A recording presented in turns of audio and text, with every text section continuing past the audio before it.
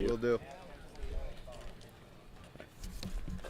Hello everybody and welcome to this beautiful Wednesday evening here out in South County, Virginia. My name is Jake Tsronis alongside David Lewis as we watch the Giants take on the Braves today.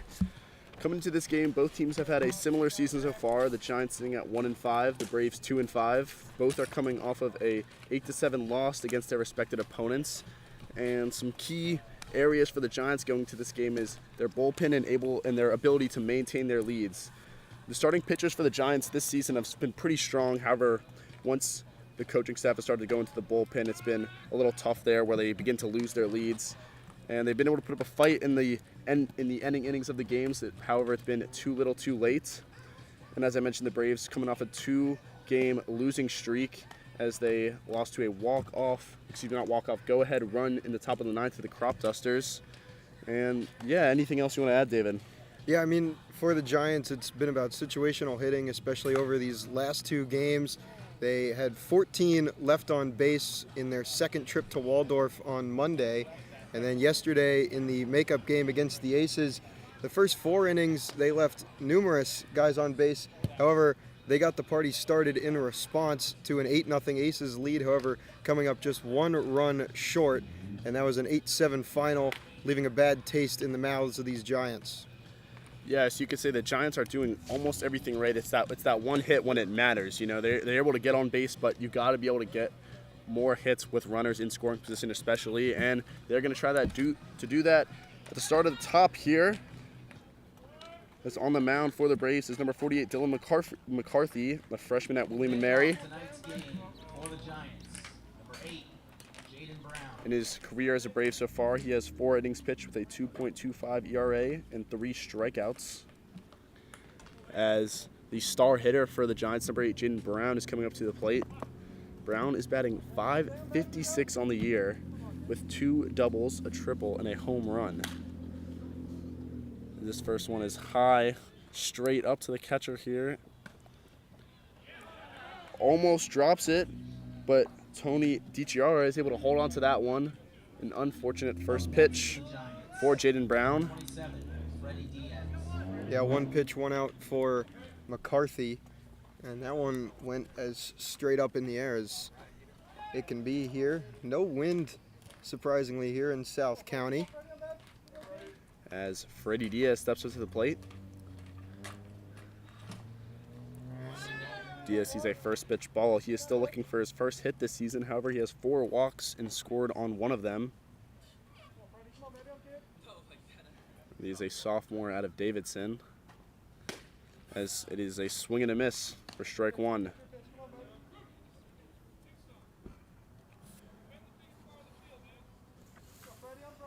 Yes, you said, David.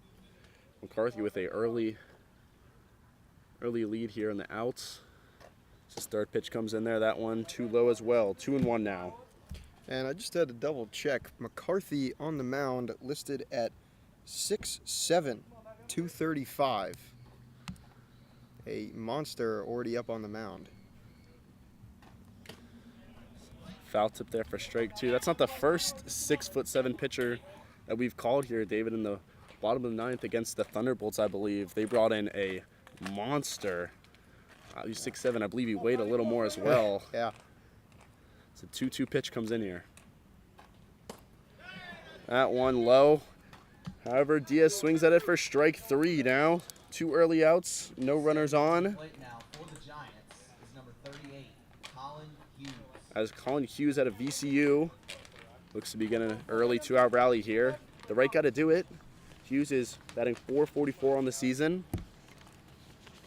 One of the older guys, not only in the starting lineup, but the roster. Another low pitch there. Gets past DiChiara. Ball 1. And you mentioned the 2-out rally slogan. That's been something the Giants have had numerous times this season, as they've gotten hits and walks strung together, but with 2 outs. This one has popped out deep into right field and is going to land fair. Hughes being waved around the second base. Nice standing double on the first pitch at bat. That one way down the first base line. Up next for Gaithersburg, And as you mentioned there, the start of the two-out rally begins. Now the key for the Giants is, are they able to score him? Yeah, runners in scoring position has been an issue for the Giants offense in the early going. They settled in the second half of last night's game at home against Alexandria, but looking to plate one early here with Hughes standing on second. Looking to do it is number 46, Magnus Krieger out of Seton Hall. The right fielder has 3 doubles this season. So that one is fouled to the backstop.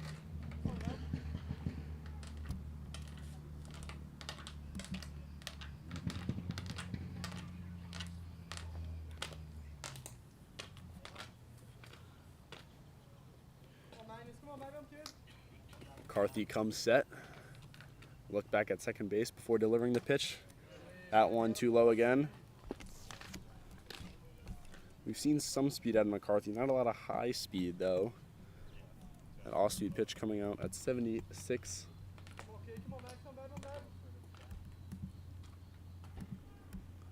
McCarthy comes set. The pitch. This one is lined right into right field. The Giants are going to send a relay into home plate here, and he scores easily. Colin Hughes coming into home without a worry there. And that's exactly what the Giants needed to do. Magnus Krieger, great RBI into left field.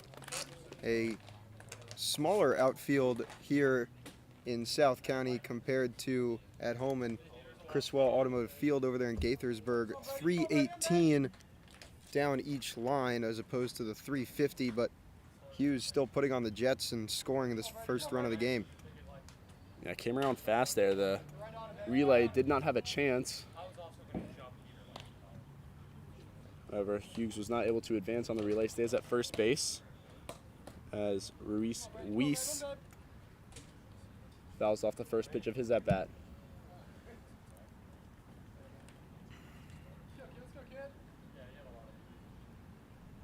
That pitch comes in, another line drive hit into right field. That one is going to be foul. Yeah, just a tad late on that one and had it tail away foul. A lot of action we've seen at the plate. With a pop-out, double, and RBI single.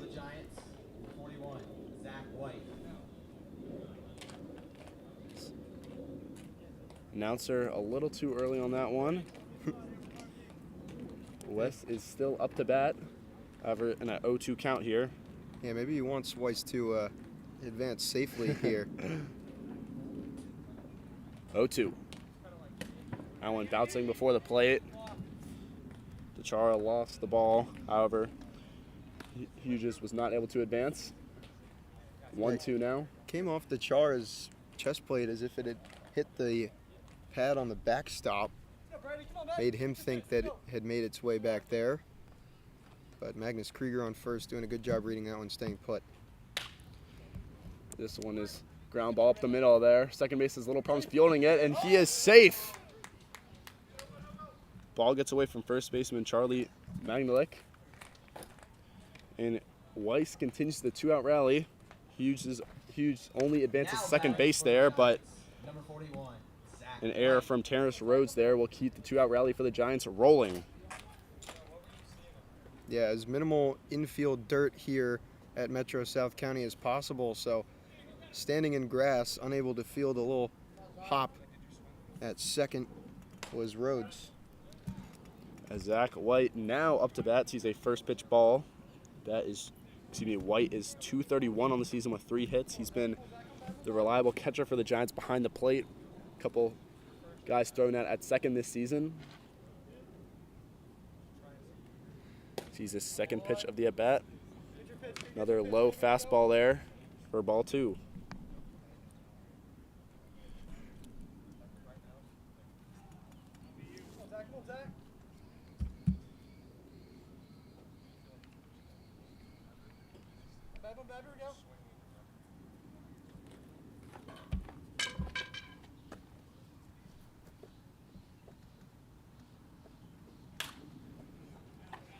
This one popped out. The first strike of the at-bat. And excuse me, it's not Hughes at second base. It is Krieger on second base, Weiss at first, with Zach White up to bat now. 2-1 count, 2 outs. Giants with a early 1-0 lead. White still in a hitter's count here. Pitch comes in at 1-2 high, 3-1. McCarthy having some trouble finding the zone after a quick 1 pitch, 1 out. Also struck out the Giants' number 2 hitter, Freddie Diaz, but has struggled since. Hasn't given up a walk. It's a 3-1 pitch, ready to be delivered.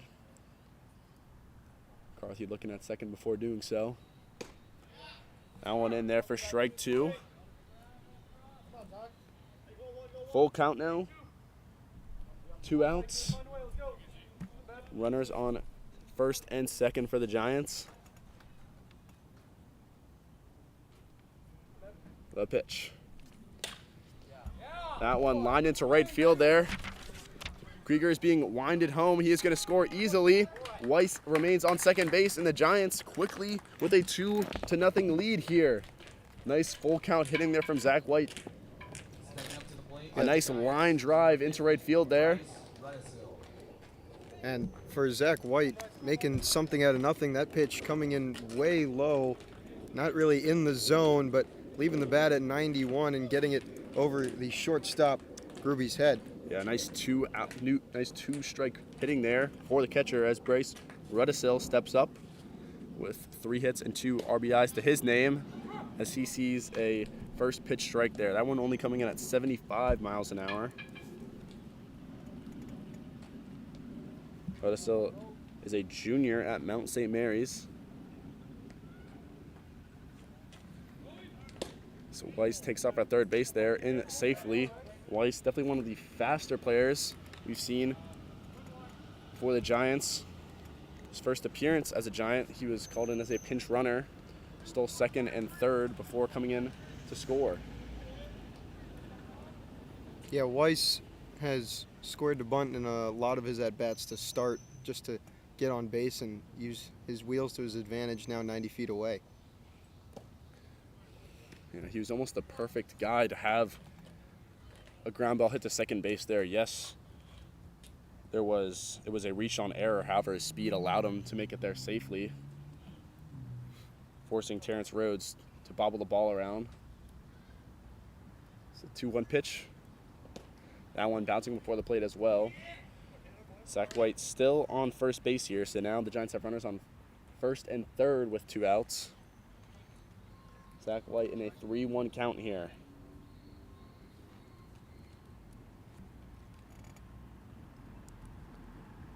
McCarthy comes set once again. Zach White takes off for second base. The throw is down. Zach White is safe. Weiss taken off for home plate. He dives in and he is safe as well. A nicely executed base running there from the Giants as their lead extends to 3.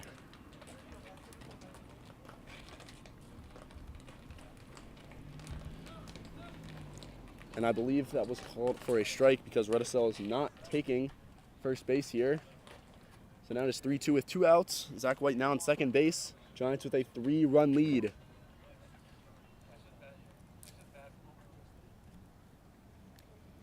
McCarthy's pitch. As ground ball down third base. It's foul. Yeah, that double steal was attempted last night against Alexandria, and unfortunately for the Giants, that was one of 2 base runners that were tagged out at home. So unable to convert it last night, but converting it now for a 3-0 lead here in just the top of the first. You know, Weiss definitely the right guy you want on third base for that play call. As McCarthy once again comes set for the full count. Pitch is delivered. This one is hit deep into the outfield.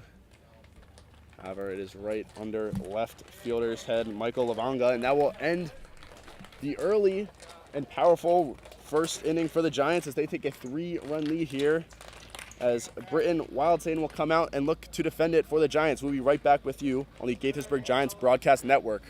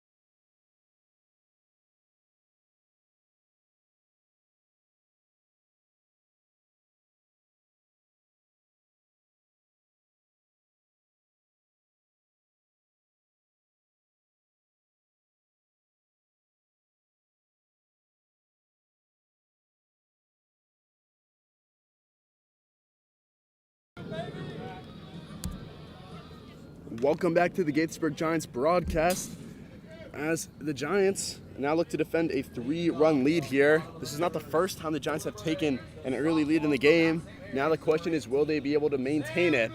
A lot of baseball left, but a very successful 2-out rally there for the Giants. As I mentioned, Britton Wildsane out of Goldby Beacon College looks to hold the Braves here. That first pitch coming for a strike.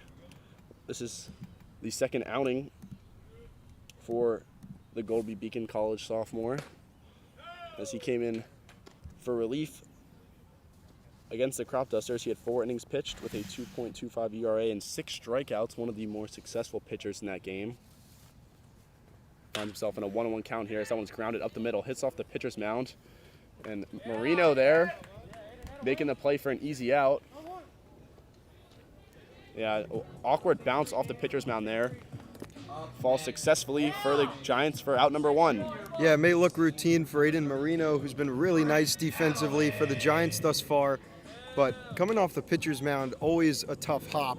And there was actually a bounce off the pitcher's mound last night that started the 5-run inning that allowed the Giants to get back at the Aces and make that one a very close game. As number 32, Trent Alderman out of VCU steps up to the plate. She's a first pitch strike. The junior is batting .263 this summer with 3 RBIs. So Wildsane's second pitch comes in. That one fouled off for strike 2. Definitely a quicker tempo we're seeing compared to McCarthy. I think we've seen that a lot just with the teams that the Giants have played. The Giants pitchers really want to go fast. Nick Carls was working fast in his start yesterday. The 0-2 pitch comes in. This one again grounded up the middle, however falls off of Wildsane's glove, and it is going to be a base knock. Wildsane trying to make the play, jumping off of the pitcher's mound. However, it tips just off the top of his glove, and the Braves get their first runner on base. Yeah, it's really tough as a pitcher because, you know, you're always the one that's pretty much in control when your team's out in the field, and Wildsane wanted to make that play for his defense, but you just got to trust your defense, and it was hitting his direction, but having to leave his feet to try and get at it. Yeah, it's always tough to see a ball hit in your direction, and you're coached, leave it, but at that point it's human instinct to go after the ball there. Unfortunate for the Giants as a big hitter for the Braves, Nick Frankenzenko, steps up. Designated hitter out of Towson. He is batting .458 this season with 11 hits. As Alderman steals second base there. He is called out. And once again, another throw out there from Zach White. Alderman tried a swim move there, wasn't able to work, as the reach on error is quickly called out with 2 outs in this inning now. Yeah, really nice throw by Zach White and a great tag by Aiden Marino. Had to pretty much go behind his back to get that tag, but the pop time from White made that obsolete. This is another ground ball to second base there. This one, Contigliano makes the play. However, the throw is a little off, as Rudisell wasn't able to stay on first base, and another reach on air there for the Braves. Stepping up to the plate for the Braves. Yeah, really deep ground ball. Again, I talked about how there's very little infield dirt here just around the bases here in South County, so not really sure how far Contigliano was, if there was infield dirt, whether he would have been basically in the shallow outfield for that one. Yeah, the balls are definitely slowing down on the ground quickly as Wildsane's pitch to Charlie Magalik. It's the ball. That one fouled out now, making the count 1-1, but the Giants looking to get out of this inning without any self-inflicted wounds here. You would think the throw out from Zach White would have ended those. However, another reach on air for the Braves. High fastball there from Wildsane makes it 1-2 now. Yeah, and I didn't even get the chance to talk about how Frank Kuzenko on first, named the first hitter of the week here in the Cal Ripken League. That one is lined, and Contigliano makes up for his mistake there with I called a half diving catch there. no matter the inning ends, and the Giants maintain their 3-run lead here. Nice defense from the Giants there as they look to extend their lead. We'll be right back with you on the Giants Broadcasting Network.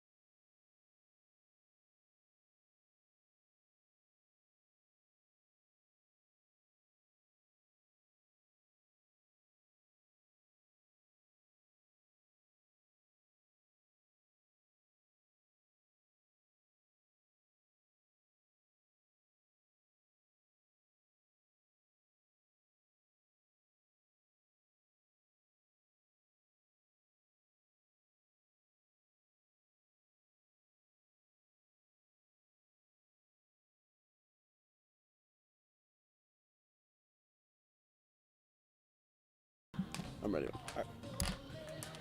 Welcome back to the Gaithersburg Giants broadcast as the Giants enter the top of the second, looking to extend on their 3-run lead here.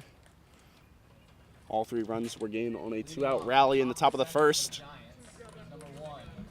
as Aiden Marino made a nice play in the bottom of the first. Looks to begin the inning. Had an RBI single in the bottom of the 8th inning and almost was a 2 RBI single, which would have tied the game, but Powell was tagged out at home. As Marino shows bunt but pulls it back in time. 1-0 now. Marino has 3 hits on the season. He scored on 2 of his times he's reached base. It's McCarthy looking to come back from a not so successful first inning. Gets his first strike. Making the count 1-1 now.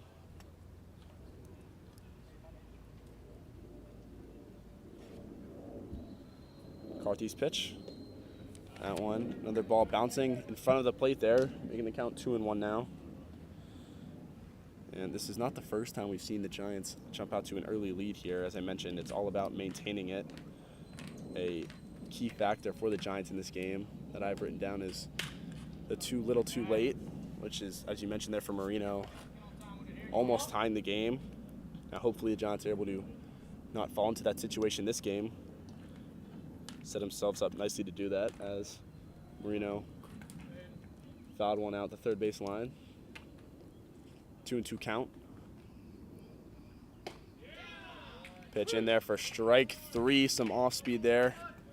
Coming right across the middle is Aiden Marino.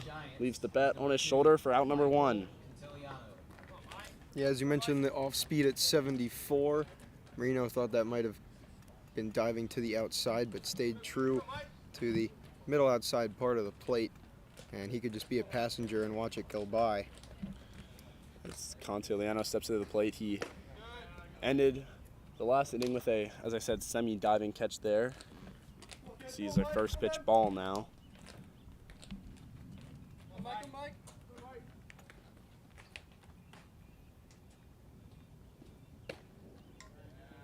McCarthy's second pitch outside here.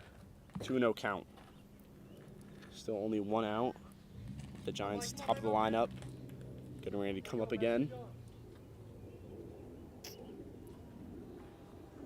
McCarthy's 2-0 pitch. Finds strike 1 of the at-bat. Not the fastest pitching we've seen. That one coming in at 85 miles per hour. However, you mentioned, definitely more off-speed from McCarthy. As that one's another fastball. Too low, though, making the count 3-1. Yeah, just the reach that McCarthy has. I wouldn't be surprised if he could heat up to above the mid 80s that we're currently seeing. 3-1 pitch comes in, and that one is outside again. And the second batter for the Giants will reach base on a walk. Up next, First walk of the game for either sides number 8, Jaden Brown. as Jaden Brown steps up to the plate. Again, an unfortunate at-bat for him with a pop-out to catcher Tony DeChara, looking for his first base knock of the game.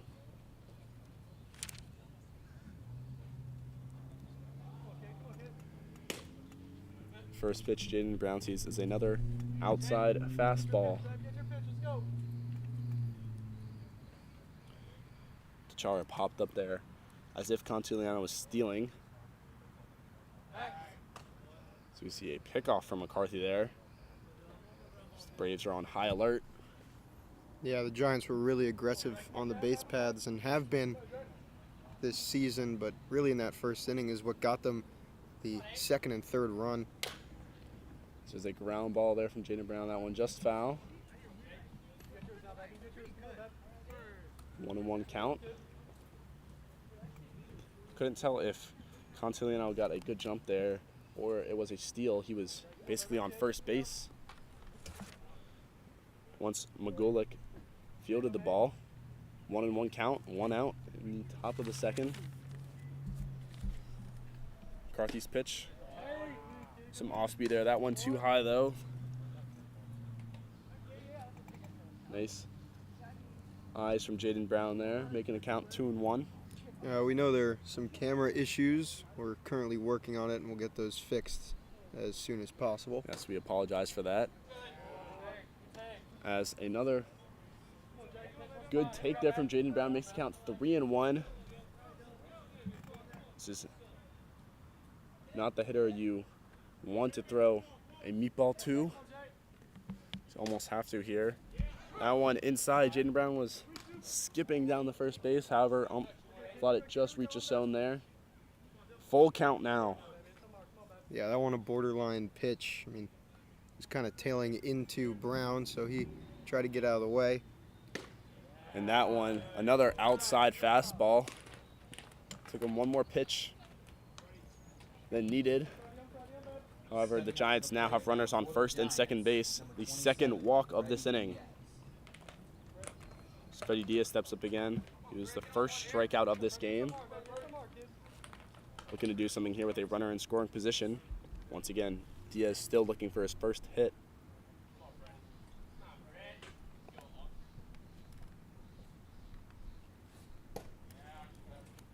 McCarthy has given up 2 hits and 2 walks so far. Has 2 strikeouts to his name. However, the Giants have been very active against him. There's been 2 hits, but along with a reached on error, as there will be a mound visit for the Braves here. I don't believe it is a pitching change.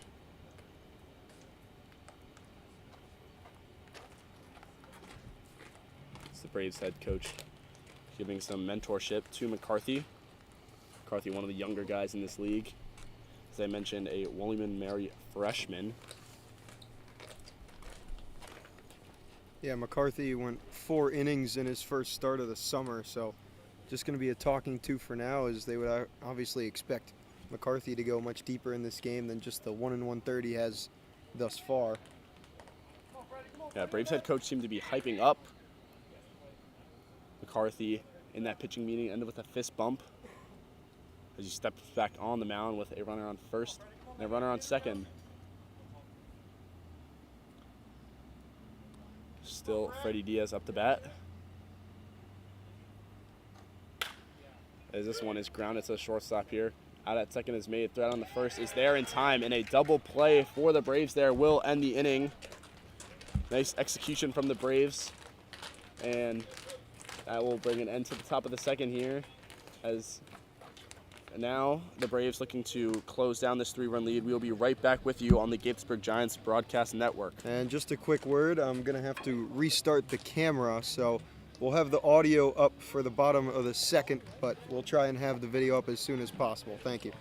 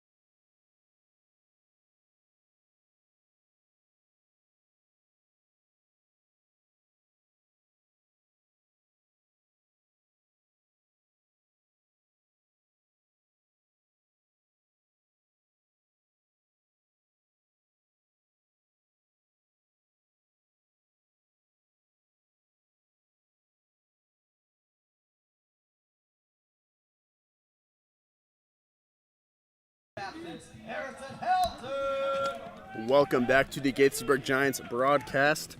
My name is Jake Tsronis here, as David Lewis has stepped away to fix our camera issues. I'll be leading with my voice as number 42, Harrison Helton out of Houston Baptist University, steps up for the Braves. Grounds his first one down the third baseline for a foul ball. Still Wildslane pitching for the Giants. Still looking for his first strikeout, but has been successful on the mound today. He had 2 reach-on errors last inning. Pitch number 2 comes in there as a high fastball.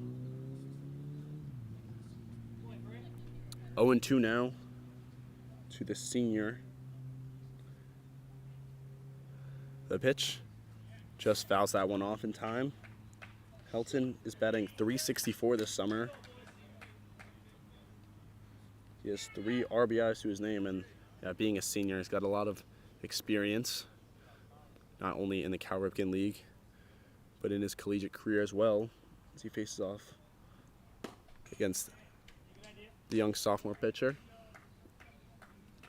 0-2 pitch, just a little high there. Count moves on to 1-2. Wildslane continuing his fast pace, as that one bouncing in front of the plate now. As the count stands 2-2 now.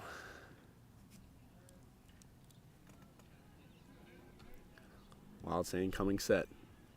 Delivers. That one just outside there. And Helton has fought back to a full count after being down 0-2.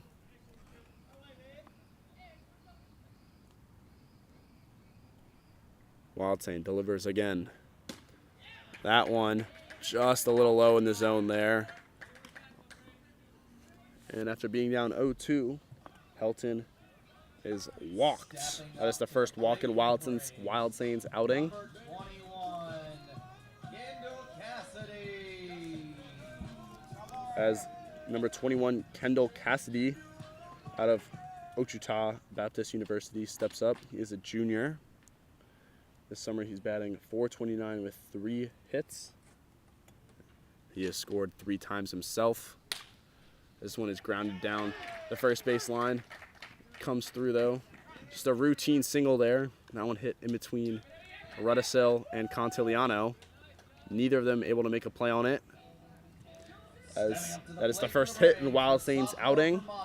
Number 34, Tony. The Braves now have runners on first and second with no outs, as the catcher Tony DeChara steps up. DeChara plays at Monmouth University, another CAA player on this roster. As Wildslane's first pitch comes in too high for ball 1.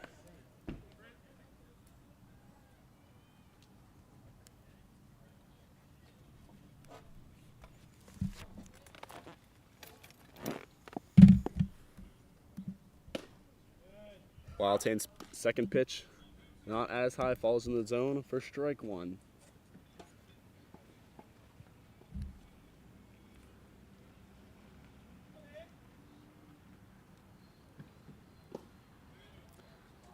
Another off speed, just a little too low there. That one hitting the plate makes the count 2-1. As the Braves find themselves in a strong position here to start trimming down on the 3-run lead the Giants hold. As another high fastball comes in there for Wildslane, as he's struggling to find the zone in the bottom of the second. 3-1 now.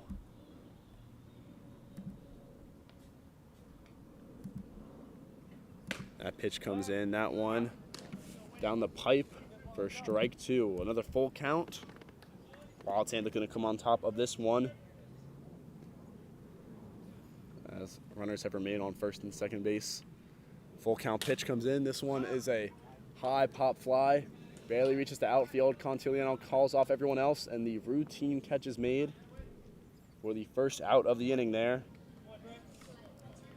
Really big pitch there, big out for Wildslane to regain control of this inning, Number 6, as now the double play ball is in order to end the inning. just like how the Giants had their inning ended in the top of the second. As Terrence Rhodes, second baseman out of Norfolk State University, steps up. Rhodes has 2 hits this season. And if you remember, Rhodes was at second base, who allowed Weiss to reach first base on error, where he later came in to score. Looking to undo his damage at the plate here. As the first 2 pitches he sees are balls.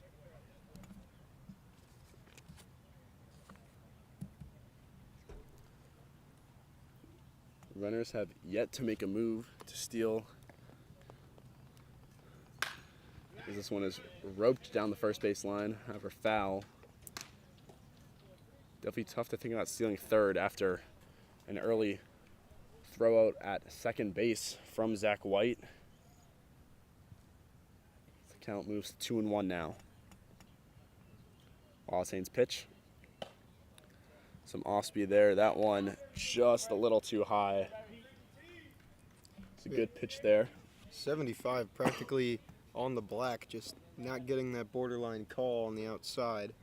The count moves to 3-1 here. That one, a low fastball, is fouled way out. And once again, another full count. Something Wildsain can't seem to escape this inning. Looking for the second out of the inning here on the full count. Pitch delivered. As Rhodes continues to fight with a foul ball to the backstop. Wildsain 1-1 in the full count situations. A walk here would be brutal for the Giants. An out would be huge. The pitch. This one. A pop out in between center and right field, and that one is dropped. There was a lack of communication on the play, and there wasn't much of a lead while the ball was in the air from the Braves runners, and no one is able to score. There's there's runners on first, second, and third now. There was a pause there. The ball was in the air for a long time. As I look down, Brown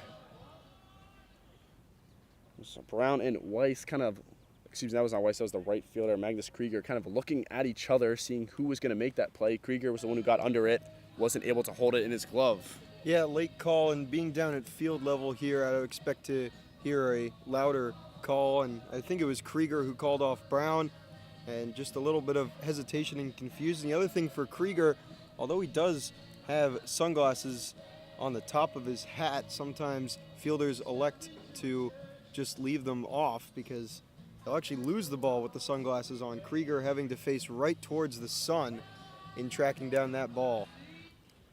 Yeah, and as I mentioned, that was a crucial pitch there, an opportunity for the Giants to eliminate any sacrifice situations and just gain another out on this inning, find themselves with runners on first, second, and third with only 1 out. And again, that was the third full count of this inning. As Wildsain's pitch count rapidly increases as he faces bottom of the lineup now, Michael Lavanga, the left fielder for the Braves. Spends his collegiate days at Hartford Community College.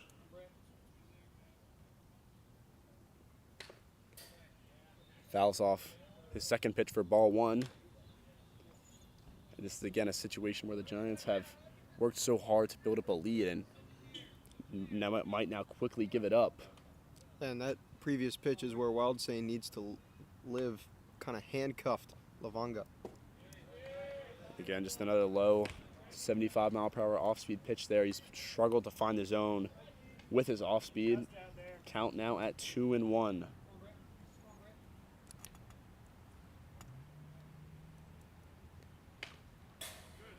Another foul ball there. That one way out of the zone. Lavanga liked it. Makes the count 2-2. And again, another crucial moment here for the Giants. as they look to eliminate the sacrifice opportunity for the Braves. 2-2 pitch. That one a 2-strike pitch. An easy pop out to Contigliano. That one was not even 20 feet in the air though. Got jammed up at the plate. And as I mentioned, a crucial out there for the Giants, as now they only have to worry about making this next out as they face the top of the lineup, number 18, Sam Grube. Grounded out in his first at bat with that unlucky bounce off the pitcher's mound. Sees a first pitch ball here.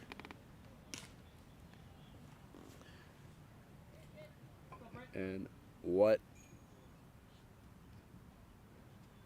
a situation it would be to dig out of for the Giants, as another outside ball there makes the count 2-0.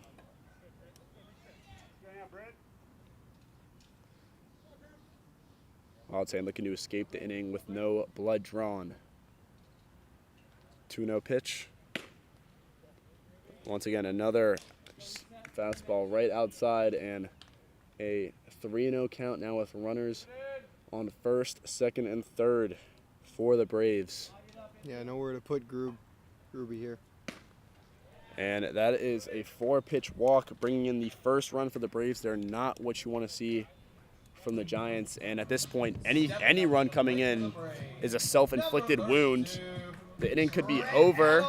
However, with some miscommunication in the outfield, the Braves look to extend on a 2-out rally here.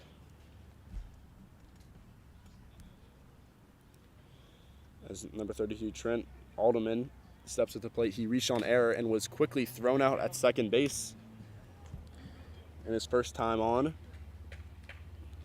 Once again, Trent plays for VCU, and he is a junior there. Alderman has 3 RBIs on the season, in a great situation to extend that here. So this one is fouled out into the parking lot, and that one unfortunately hit a car there. I think I parked far enough away. I'm not entirely sure now after that foul ball. It's a quick 0-2 count for the Giants here. 2 outs, runners on first, second, and third. Pitch delivered, and he hits them there. That one much too inside there. Hits Alderman, and another run is walked in there. And the Giants' lead is quickly shrunk to 1.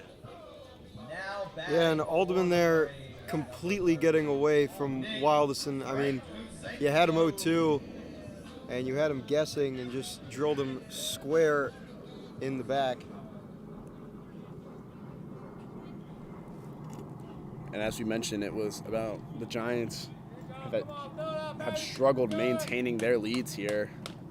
Now with that lead being only 1 run, as they look to save that lead. Again, that was a really tough pitch there. It was 0-2, 2 outs. Not a pitch where you can be hitting the batter, especially with runners on all bases. This one is grounded up right up the middle. Gonna get through the middle infield here, and 2 runs are gonna score for the Braves.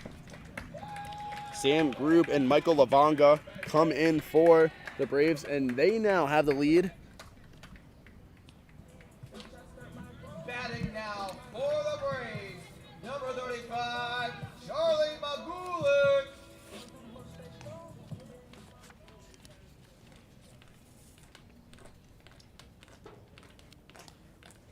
Excuse me, only 1 run came in on that. I believe so. No, that was 2. Excuse me. So I'm checking the South County Stallions scoreboard. They have not updated that yet. Confused me a little bit as Charlie Magulik steps up to the plate, the first baseman, batting .333 this season, as that ball gets away from Zach White, and a devastating end to the bottom of the second inning for the Giants, as nothing can seem to go right for them. Yeah, and all 4 of these runs have come in with 2 outs. I mean, so close to just ending this inning and still having the 3-0 lead. As a strike called there, high fastball Pitch delivered. Another foul ball there.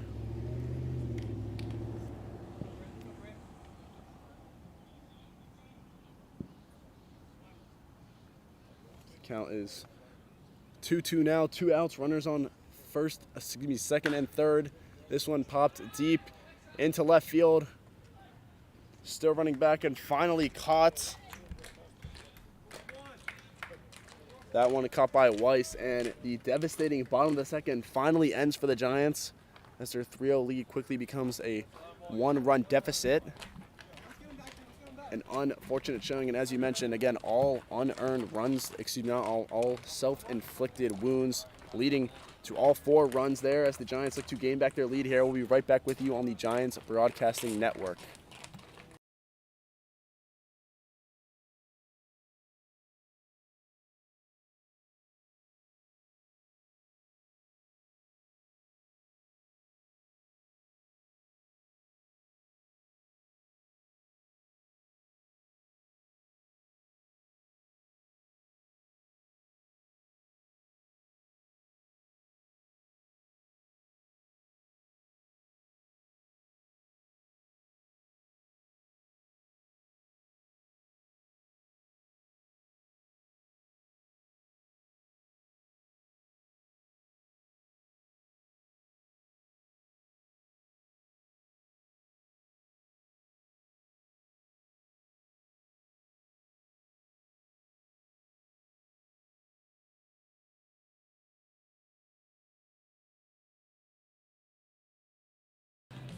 Yeah, man. Welcome back to the Giants Broadcasting Network as the Giants now looking to cut the 1-run deficit down after the Braves scored 4 runs on 2 outs in the bottom of the second there. Innings seem to be going well for the Giants, and 2 runners are reached on an error and walk. Then there is another walk and a deep pop fly in between right and center field falls, which then led to 1 run scoring and 2 runs after that. Doesn't matter how it happened. The Braves have 4, the Giants have 3 now. It's number 30 that's up to bat, Colin Hughes. His first pitch he sees as a strike. McCarthy's still on the mound for the Braves. Hughes is swinging at strike 2. Yeah, 73, a little elevated in the zone. Hughes, who doubled his first time up and then came around to be the first run of the game. 0-2 count. That one low and outside. The designated hitter looks to fight. 1-2 count now. This one loud off the bat, deep into the outfield there, and this is going to leave the stadium. Quickly, the Giants tie up the game once again, and Colin Hughes is coming around for a home run there. That one, almost 360. I'd call it 355 there.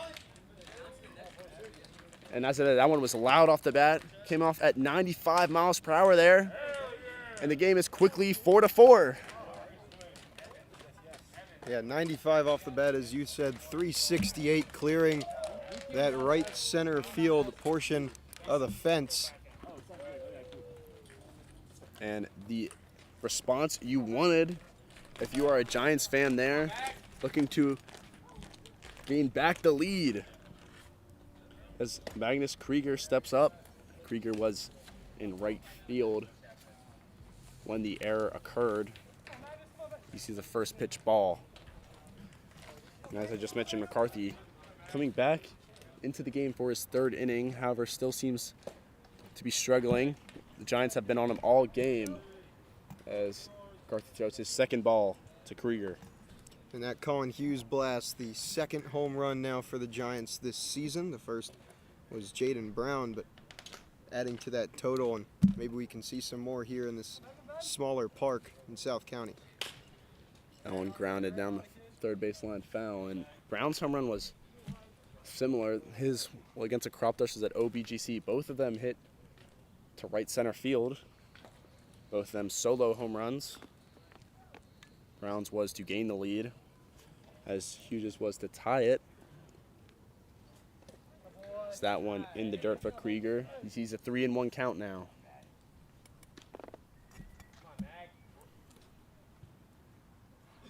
McCarthy now is giving up more hits than strikeouts.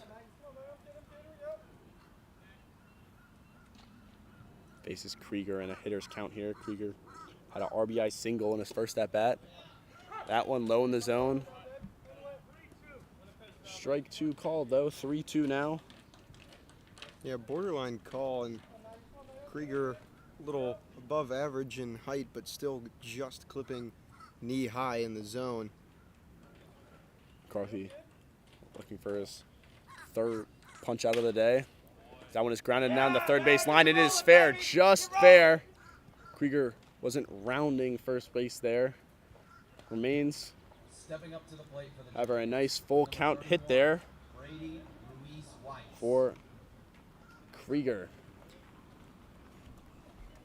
The hit by Krieger there seemingly came off the angled fence where the Braves bullpen is, and maybe Krieger thought it bounced back a little further to the left fielder Lavanga a little quicker, preventing him from rounding first and going for second.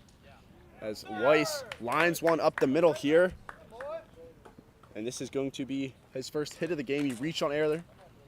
The first at bat, this one, a first pitch line drive up the middle now. And the Giants quickly have runners on first and second after a solo home run from Hughes. Still 0 outs for the Giants as well. That one came off the bat at 98 miles per hour there. It was low in the zone too. Surprised we didn't see more airtime on that hit. And Weiss timed it up almost perfectly, sending it right back where it came from. Line drive into center field, and there's action in the Braves bullpen as 3 loud contact hitters in a row. Now but Zach White in this one finds the gap between the shortstop and third baseman. Krieger is being rounded home. The rally, it's going to be close. Krieger slides in, and he is safe. Wow, Krieger, not the fastest on the base path, gets in there. That was Zach White up to bat. Up next, And another 96-mile-per-hour fastball off the bat there. And this bullpen session may be shorter than expected for the Braves as another run comes in, and the lead is back to the Giants, 5-4 now.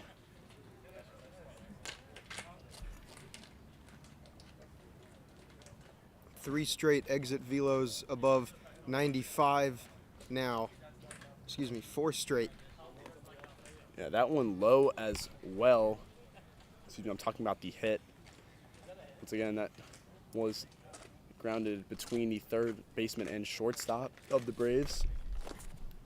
And still now runners on second and first. However, the Giants have gained back the lead.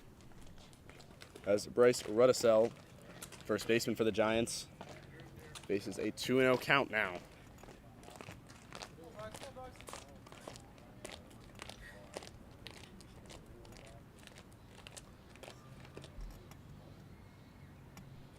McCarthy's 2-0 pitch. This one is lined down the first base line. It's going to be foul though. Way foul as Rudisell didn't even leave the batter's box, making the count 2-1. Yeah, foul by about 25 feet, but that one leaving the bat at 100. Loud foul ball, and unlucky for Rudisell, just a tad bit early from possible 3-run home run there. And McCarthy's not even throwing high 80s or low 90s. Giants are just getting great contact off of his pitches. This one bounces off of DeChara's face mask. Weiss takes third, however, Zach White remains on first base. Yeah, the blocked ball ended up going down the first base line, so White wisely staying, but with Weiss's wheels, he easily swipes third. Yes, Weiss at third, White at first. 3-1 count to Rudisell. Still 0 outs for the Giants. McCarthy's pitch comes in. This one is a line drive to center field. This one not getting over Alderman's head. However, Weiss will come in there, so a sacrifice pop fly for the Giants brings an out run. However, extends the lead back to 2 runs.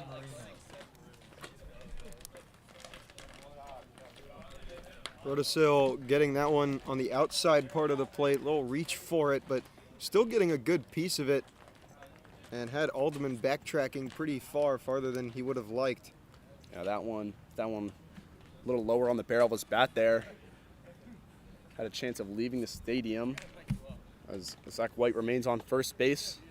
However, as I mentioned, Weiss came in now, and the Giants have a 6-4 lead. Still only one out as Aiden Marino steps up. Marino struck out looking in his last at-bat as McCarthy throws back to first base, trying to keep White as close as he can.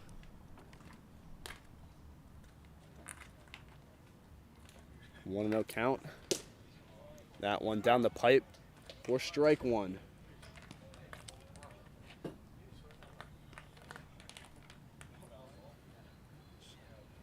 Number one at the plate with a 1-1 count, 1 out in the inning. McCarthy's pitch. That one too low. Zach White looking as if he's going to steal, quickly stops. Just ready base running from the catcher. Marino faces a 2-1 count now. That pitch comes in much too high for another 3-1 count. And McCarthy, even if he wasn't giving up as many hits as he was, has found himself in a lot of high counts. With a large pitch count here early in this game. 3-1 pitch comes in. This one is getting fouled off into the parking lot. I believe another car was hit there. As the count stretches all the way to 3-2.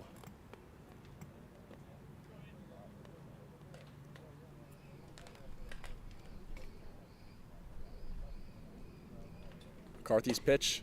That one in there for strike 3 and another strike out looking for the shortstop. Brings in out number 2 of the inning. And the pair in the Giants' middle infield steps up now. Michael Contigliano. He walked in his last at-bat, looking to start another 2-out rally for the Giants with a runner on first.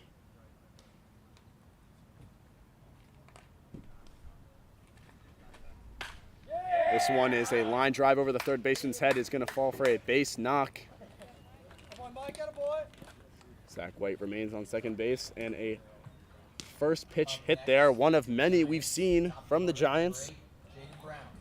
And McCarthy has now given up 5 hits and 2 walks, as there's another mound visit, which we can only believe will be a pitching change.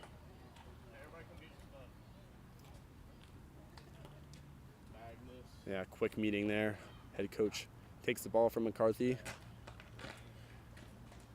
And pitcher, bullpen pitcher for the Braves will come out here. He's going to warm up. As he warms up, so we're going to take a break. It is the top of the third right now. Giants lead 6-4. There are 2 outs in the inning. Runners on first and second. And we'll be back with you shortly to see how the top of the third ends on the Gaithersburg Giants broadcast network.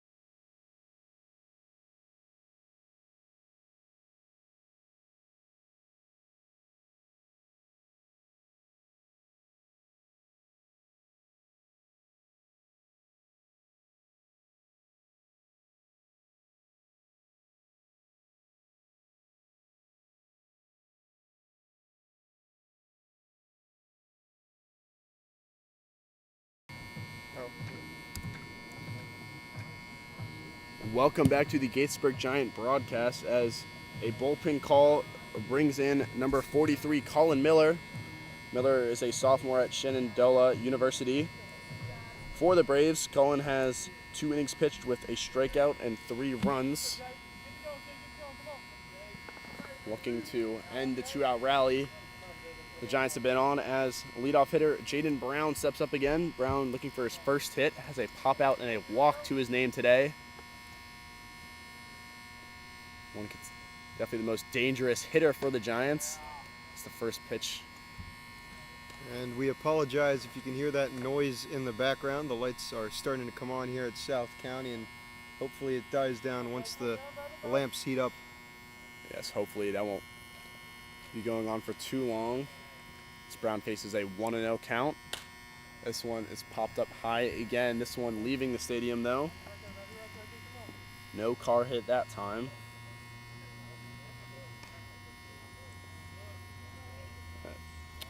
Runners on base for the Giants is catcher Zach White and Michael Contigliano. Nice base knock into the outfield will surely bring in Zach White as Brown faces a 1-1 count here. That one low and inside for ball 2. As I mentioned, Jaden Brown is .556 on the year, just crazy numbers.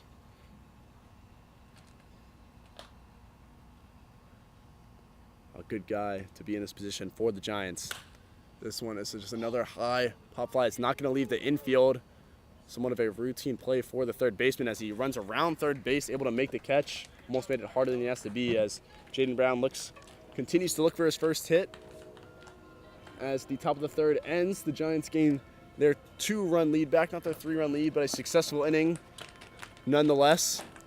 As the Braves will go back again looking for the lead here. We will be right back with you on the Giants Broadcast Network.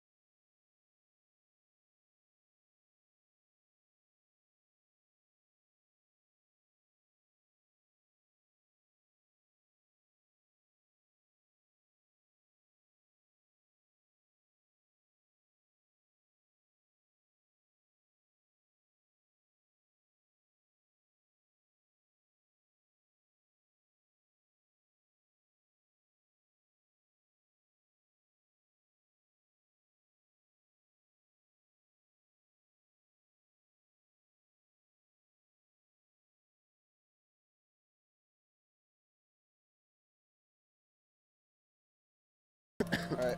Yeah. Welcome back to the Gaithersburg Giants Broadcast Network. As the Giants dig into the bullpen here, bringing in number 33, Ray Huke. Huke is a sophomore from Columbia University, and he has pitched for the Giants once this season. He had 2 innings pitched, gave up 1 hit and 2 runs as he looks to maintain this 2-run lead for the Giants. The entire start of this game, me and David were talking about if the Giants would be able to maintain their 3-run lead. It was almost announcer curse as the Braves quickly racked up 4 runs. The Giants responding with another 3-run inning here.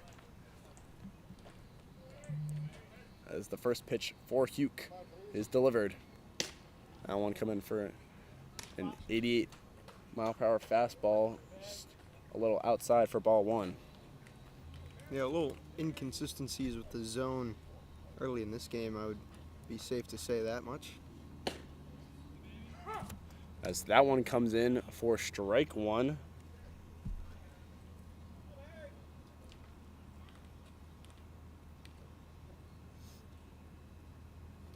One and one count. So Helton fouls that one off for making it a 2-1 count. Helton walked in his first at bat. Helton was also the third baseman who made the last out in the top of the third. 1-2 count. This one has popped up. Not going to leave the infield. Should be routine for Cantillano.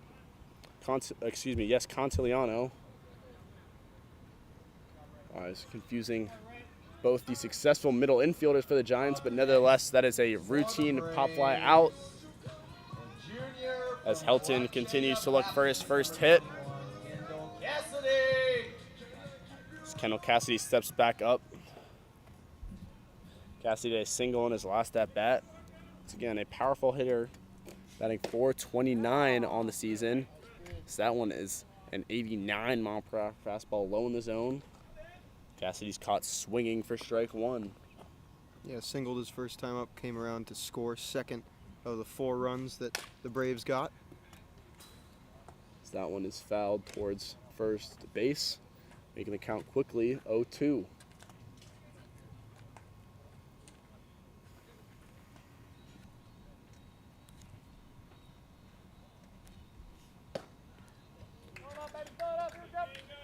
That one, another 89 mile per hour fastball. That one just outside with umpire. 2-2 count now. Hughes pitch. Again, just 2 outside there. A lot of speed we've seen. A lot faster speed we've seen from both teams.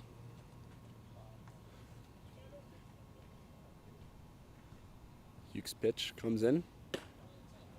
That one just too high now, bringing the count full. 3-2 now. 1 out in the bottom of the third.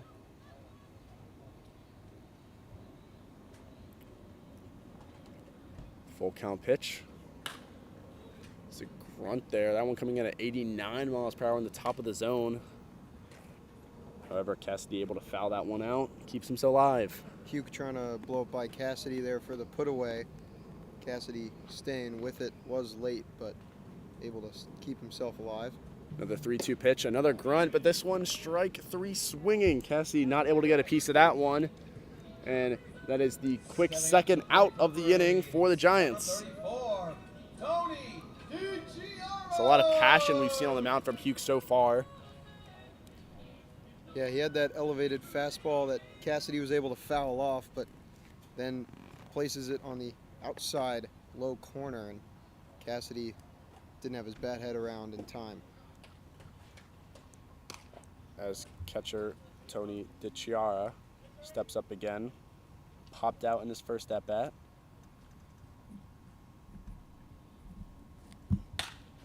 Grunt there. This one is lined over Bryce Rudicel's head, and that will be a simple base knock for the Brave. Yeah, you say simple base knock because it truly was. Didn't leave the bat.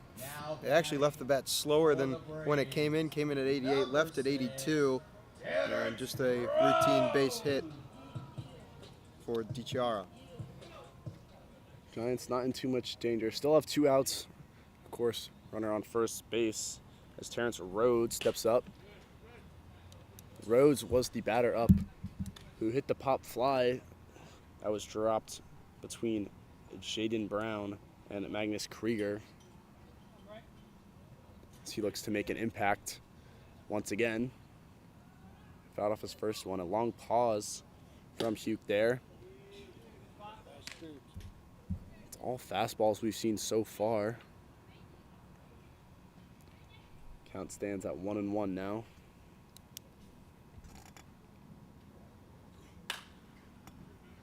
It's another foul ball in the same direction as the first one. Quickly 1-2.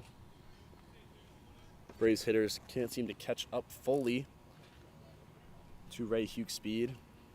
Yeah, it's just because it's consistent speed. He's not really mixing it up too much, but he is placing it all around the board. That one just fouled off. Shocked he got his bat to that one. Went on a knee before hitting it. However, Rhodes keeps himself alive. Count still 1-2. 2 outs in the bottom of the third as the Giants have been able to maintain their 2-run lead here. Looking to end the inning. And that one, once again, a strike 3 swinging there. A very successful inning for the Giants there. Rayhute coming in and closing out quickly. As I mentioned, the Giants maintain their 2-run lead and look to extend on it in the top of the 4th here. We'll be back with you to see if they do on the Giants Broadcast Network.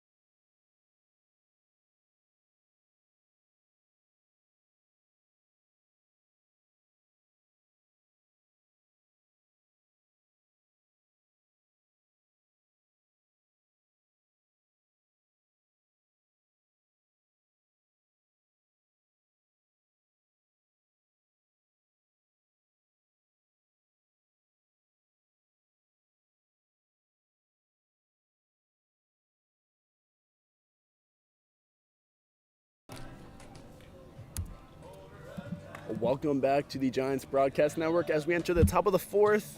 Giants coming back up to bat. They've had 2 innings with 3 runs scored. They've been all around successful at the plate here as Colin Miller entered the game last inning looking to continue his successful stint. As Freddie Diaz steps up to the plate. Freddie Diaz has a strikeout and grounded out into a double play. Shows bunt, pulls it away just in time there.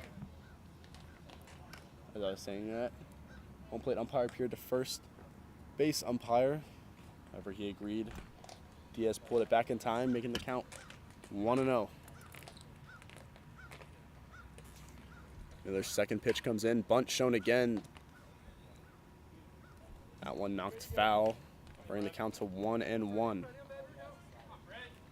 Yeah, Miller put that one elevated. Kind of difficult for Diaz having to move upward with the bat, but wanting to get the ball down. And just had it popped up shortly, foul. Diaz, this one, a diving play from third baseman Helton made for the Braves, and he makes the throw. A nice defensive play there from the Braves. And the Houston Baptist senior Next man to bat for the Giants. helps bring in the first out of the inning. And just a unfortunate situation there for Diaz. Had a decent placement on that hit. A very better play from Helton. As Diaz came back to the dugout saying to his teammates so early, as that's where he made contact, having to pull that one down the third base line. Yeah, that one only came off the bat at 69 miles per hour. As Colin Hughes steps up again. He has a double and a home run in this game so far. Been very successful at the plate. Sees 2 balls to start his at-bat. And assistant coach and former player Casey Gibbs, first base coach, getting the home run ball for Hughes. Souvenir for him to keep. Oh, it's a foul ball there. And the bat leaves Colin Hughes' hand. I believe he might have caught the catcher. As a look of distress was on his face. Catcher shaking off his hand. Doesn't seem to be too hurt.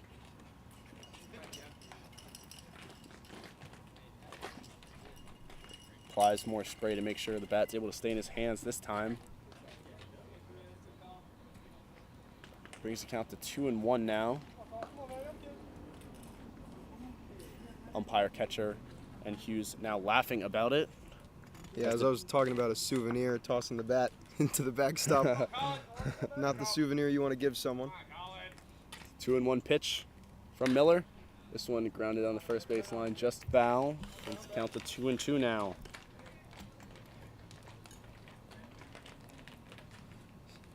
Chara and the home plate umpire still laughing about it.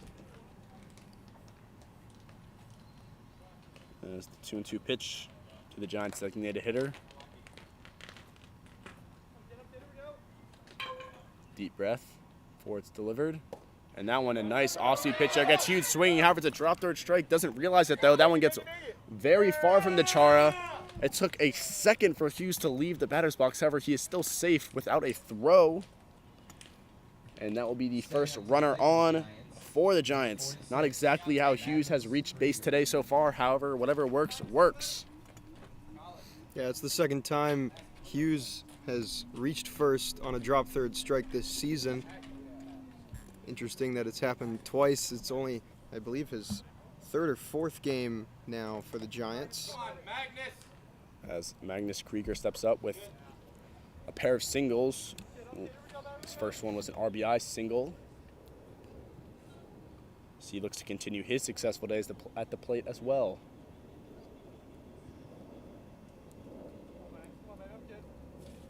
Magnus' first pitch he saw was a ball. Second pitch in there for strike one. Yeah, a little inside, but pretty much right in the strike zone for Krieger. Krieger with a all pink bat. Very pretty bat. Up at the plate now with a 1-1 count. That one outside for ball two.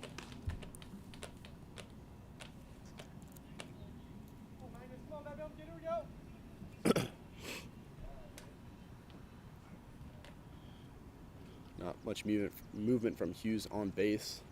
He remains at first. And as I say that, he goes for the steal. The throw down from the Chara is not even close to being in time. Doesn't look like the Braves middle infield was ready for it, as they had to track back to field that one behind second base. As some little announcer's curse there works in favor for the Giants.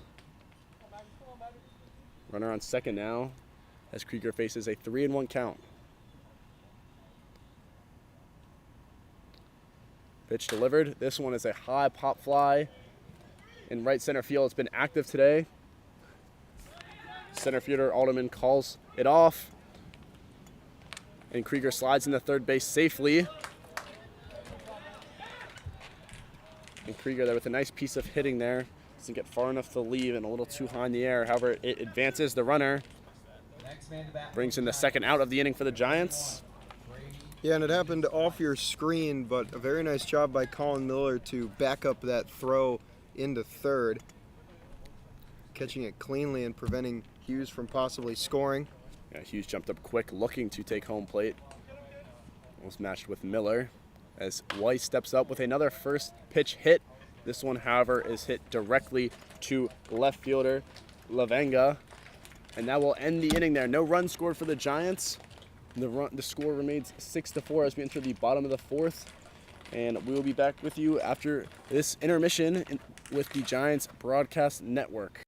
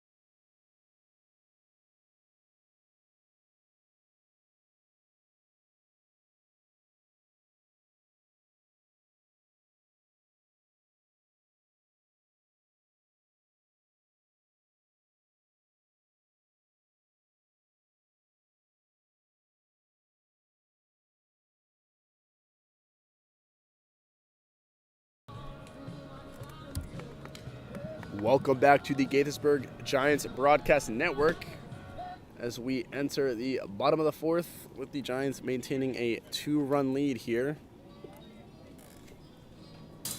Leading off the fourth for the Braves.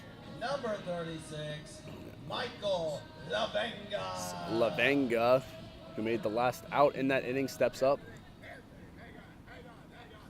as first base umpire pauses the game with a loose ball on the field. Yeah, the ball thrown in during warm-ups from Jaden Brown made its way to our feet, but we're behind a fence, so can't pick it up ourselves. The game is quickly resumed as Ray Hughes steps back onto the mound for the Giants. There was a ball there. Hughes had 2 strikeouts in his first inning for the Giants. A lot of speed we saw from him. Still forcing the Braves to catch up as that one comes in low for ball 2.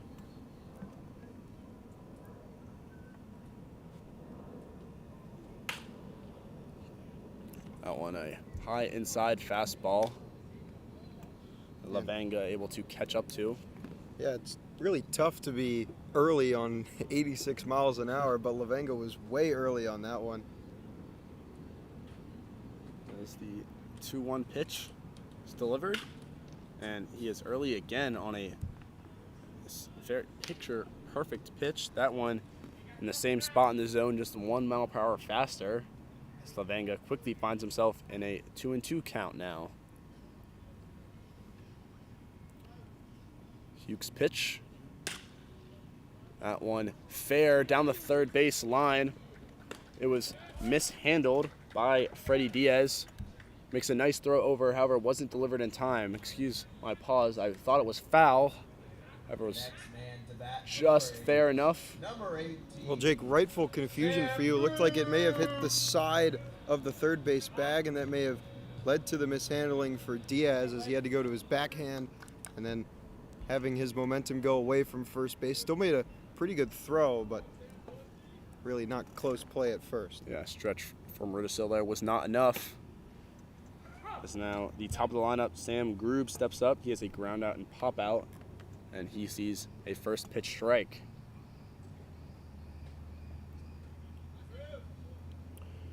Grube has a home run for the Braves this season, along with 5 other hits as he fouls his second pitch off for strike 2.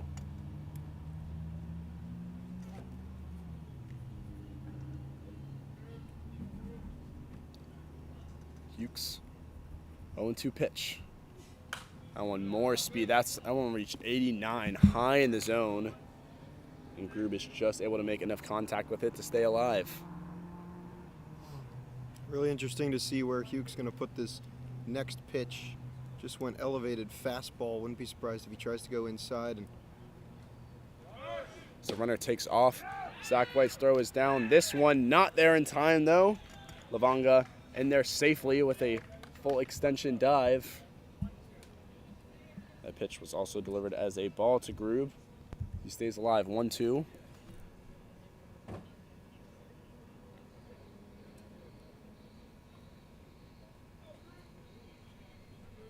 Hugh comes set. Looks over at second before delivering the pitch. This one lined into left field. Weiss not able to get there in time. Finds his cutoff man as Lavenga reaches third base.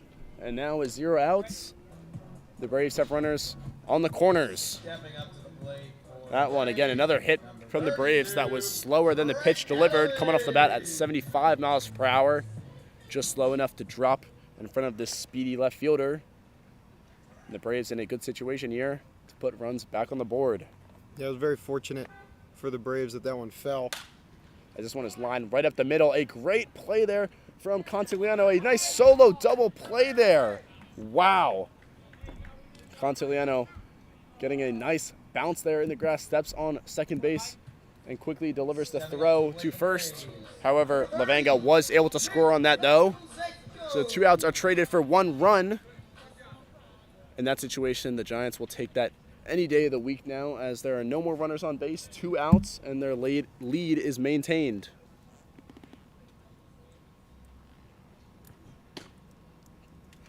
And some off speed there, some more grunting even on the off speed from Hugh.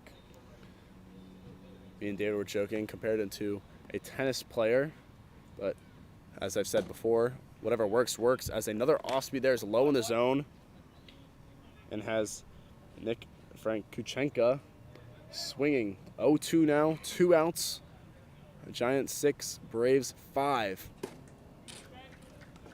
That one much too low, does not get the designated hitter to swing. 1-2 now.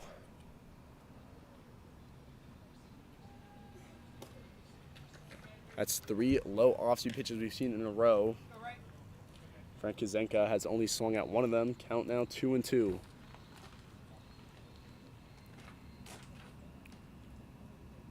Hughes' pitch. That one just outside. Brings the count to full. Not the first time we've seen an 0-2 count from Hughes reach full. This time he's looking to close it out. Full count pitch comes in. This one is lined right to Contigliano, and that one going to be a much more routine play for him as the inning comes to an end. Braves able to get one back. However, Giants maintain their lead there. As we enter the top of the 5th, we'll take a quick break and be right back with you on the Gaithersburg Giants Broadcast Network.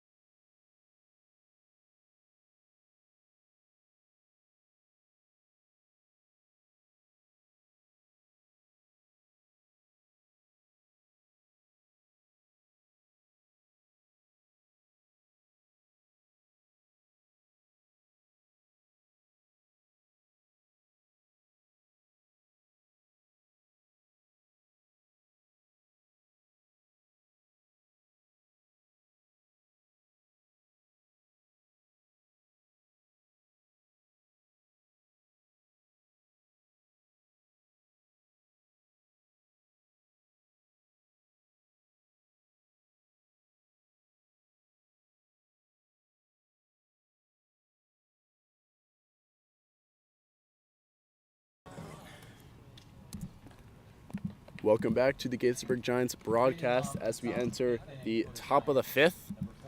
We're sorry for the camera miscues. These foul balls coming off keep shifting the camera. However, now you can see the entire infield.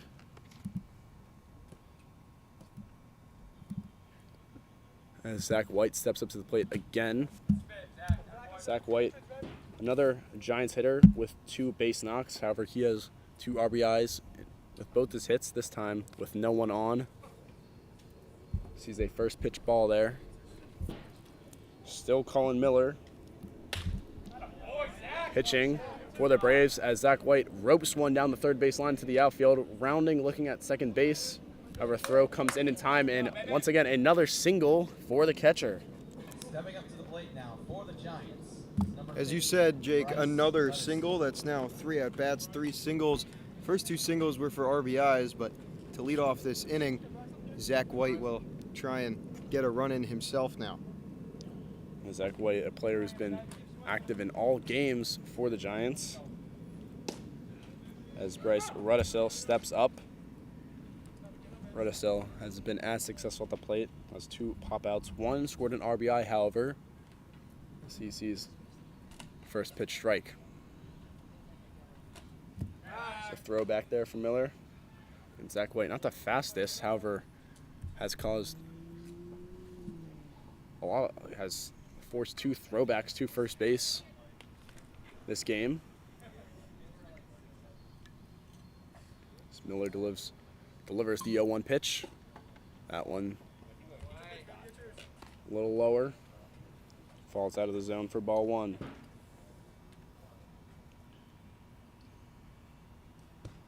Now Zach White has matched the amount of hits he has for the season in this game alone with his 3 singles. This one is fouled almost right at us. As David mentioned before, luckily we have a fence keeping us safe from foul balls. There's a gap in the fence right above us. It would be. I just noticed. It'd be one heck of a hit to get it through there. However, it's a little frightening now that you mention it, as this one is roped into center field. However, going to be a routine pop out for Alden Men. That one came off the bat at 89 miles per hour. Stepping up to the plate now for the Giants. What'd you say? Number 1. What'd you say? Aiden Marino. Oh, about, I think it was 99 or 100. 96. 96? 96. So we were talking with Colin Hughes, designated hitter there. He's wondering his velo on his home run. Definitely feeling himself. He's asking the important questions as Aiden Marino steps up. And that is the third, that last at bat was the 3rd pop out for Bryce Rudisil. This one does not bring in a run. Alderman on that flyout had a couple steps in at first before having to back up at least 2 steps. Tough read for him in center, but still under it to make the play. As this one is lined up the middle again, however, is not going to reach the outfield. As a great play there is made from Terrence Rhodes. Terrence had some issues fielding it. It doesn't seem like it reaches glove ever. Throws it off his body to his shortstop and makes the play at first base for a double play there. And wow, some fantastic fielding from the Braves brings an end to the inning after a successful start for the Giants. Score remains 6-5 now, entering the bottom of the 5th. We'll be right back with you on the Gaithersburg Giants Broadcast Network.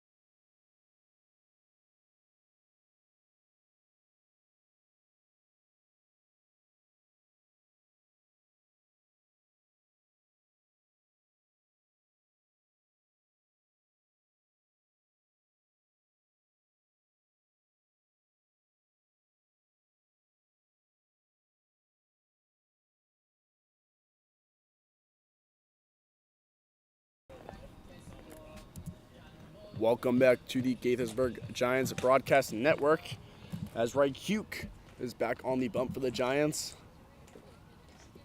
as a successful looking inning for the Giants was quickly ended on a 4-6-3 double play there. Next man to bat and leading up, As number 35, Charlie Magulik. we have a new hitter enter the game. Not a new hitter, excuse me. This is Charlie Magulik. I was looking at the Giants lineup. You also got a little head fake there from the PA guy. Yeah, I was double checking myself. Nope. No matter, we are all good now with Charlie Magulik up. Popped out in his last at bat. Magulik is a junior at Rider University. He saw 2 balls in the dirt so far.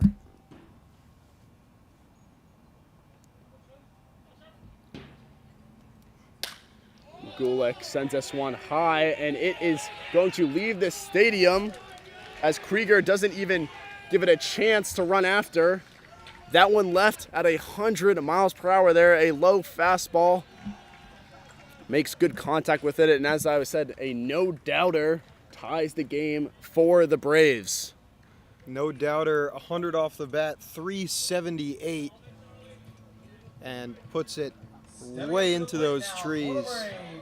Number 42. Yeah, that one, I believe it went over the scoreboard there. If not, it was almost even height-wise with it. A nice piece of hitting for the Brave ties up the game.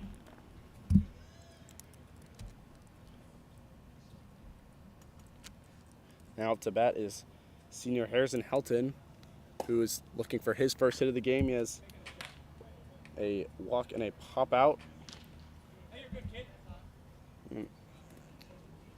As we have a mound meeting with the catcher and umpire here.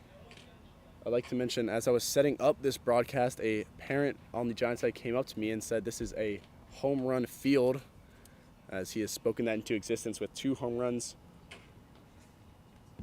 so far this game. It's a quick visit between Hugh and White. Yeah, former broadcaster for the Giants, Tyler Lochte, would call this a Mickey Mouse ballpark because of how many long balls happen here in South County. As this one is a hot pop fly, not going to leave the infield, as Constantino quickly calls it off and it brings in the first out of the inning. So Hilton still left without a hit so far, as Kendall Now Cassidy batting steps for up. the Braves, number 21, Kendall Cassidy. Kendall Cassidy had a single in his first at bat, struck out in his second one.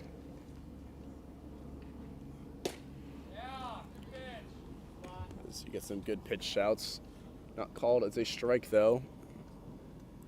With all the lefty hitters in this Braves lineup, Cantillano at second has been a lot busier than previous games, I will say that much.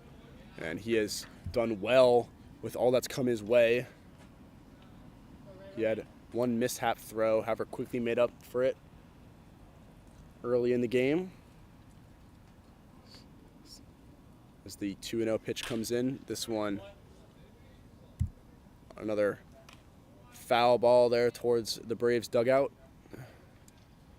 And Hugh, although just gave up a long and far home run there, has been successful in jamming the Braves batters. And does so there. That one just a little too inside though. Missed the opportunity to say Hugh gave up a nuke, but don't want to be too hard on Hugh, who's pitched phenomenal thus far and now in his 3rd inning of this appearance. As that one is a little more inside there for ball 4. Cassidy's back was completely turned to, or his front, excuse me, was completely turned to us. Now batting for your As this is the Braves, first base runner number on for the Braves, Tony as their DiChiara. only hit has been a home run. As Tony DiChiara steps up, catcher out of Monmouth University, singled in his last at bat.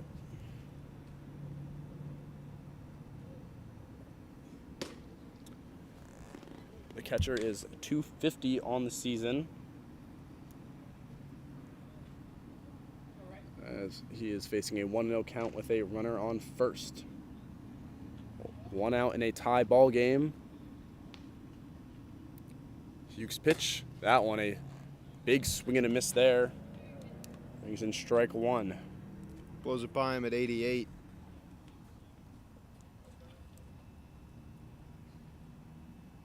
One and 1 count now. Hugh takes a large break before delivering. That one too low. 2 and 1.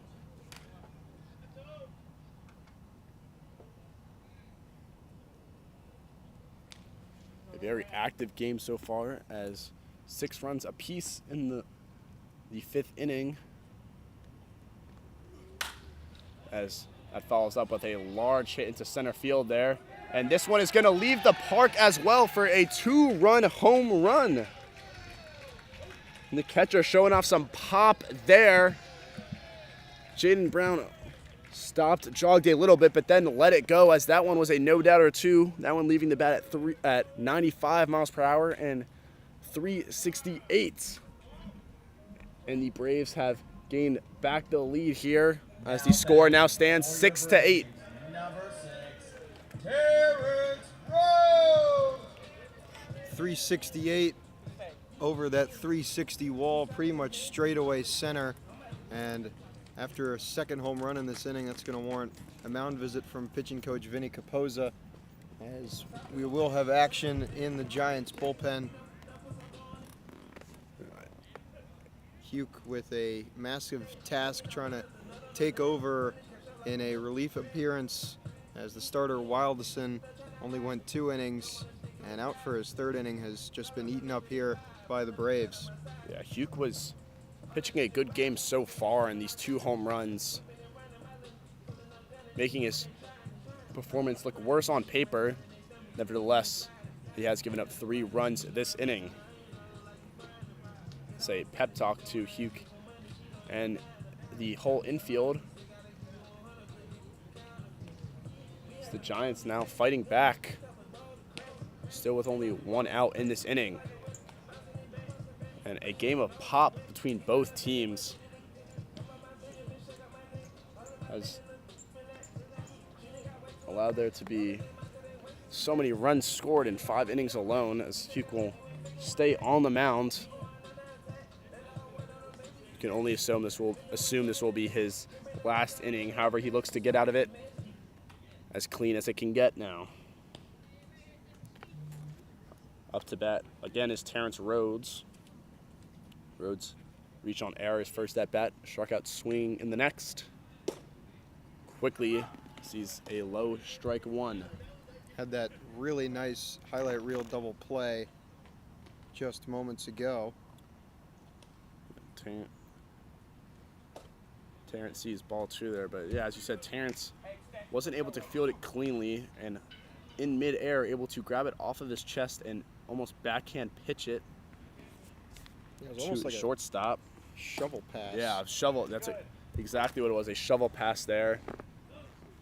That's a very pretty play. Closed off the momentum and gained some going in to this inning for the Braves. As Rhodes fouled off the 1-2 pitch there.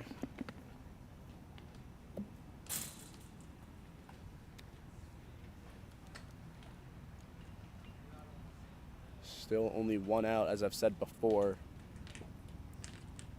as the Giants and Braves traded off 2 runs leads there, and a strike 3 swinging. That one reaching 90 miles per hour for Hugh. Gets himself back on track with his 3rd K of the game there.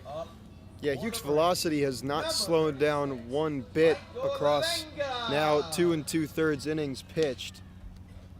Just trouble locating here in this 5th inning, but an arm soon to come in for the Giants should Hugh not be able to escape in the 5th. As Lavanga steps up. Lavanga has a walk and a reach on air as well. Only batting .111 on the season, as he sees 2 balls to start his at-bat.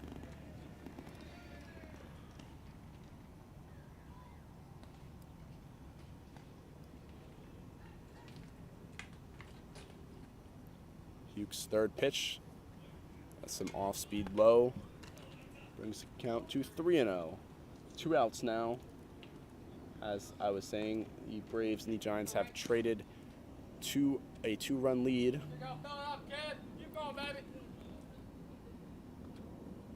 Still a lot of game to go, as that one is high and inside there for a 4-pitch walk.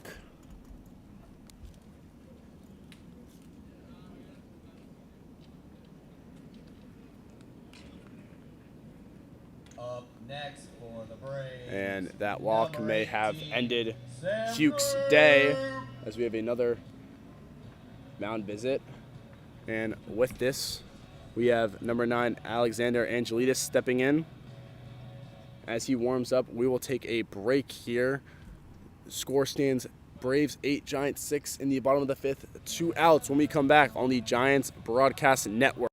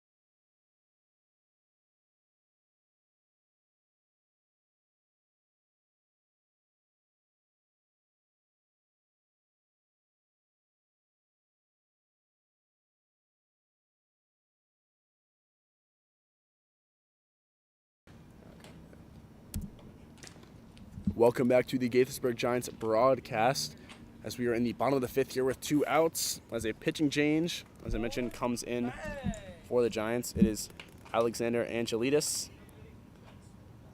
Angelidis has 2 innings pitched for the Giants. He's given up 1 hit and 4 runs. He also has 3 strikeouts to his name. So he looks to close out this inning for the Giants, facing off against the top of the lineup, Sam Grube. And Angelidis pitched in Monday's game in Waldorf, where I commented on just how he's whipping his upper body around every time he throws the ball.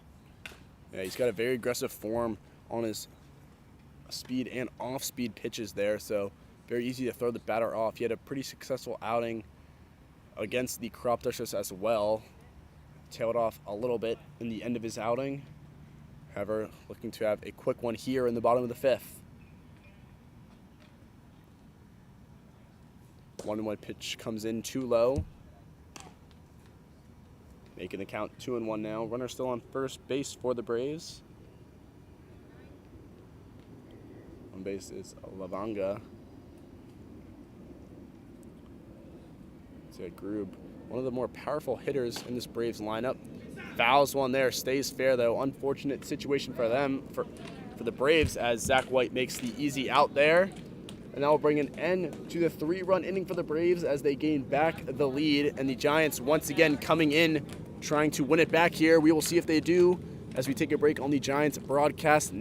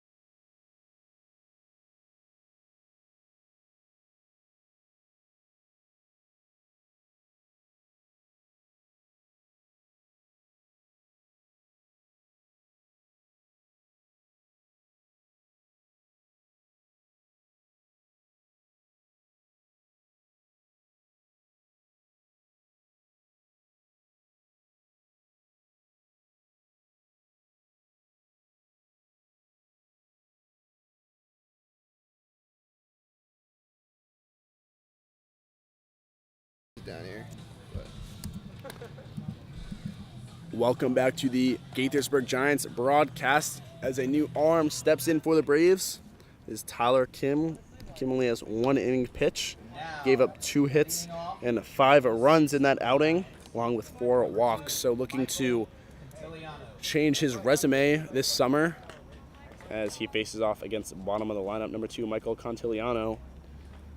We have not been able to keep his name out of our mouths when he's in the field, looking to do some damage at the plate here.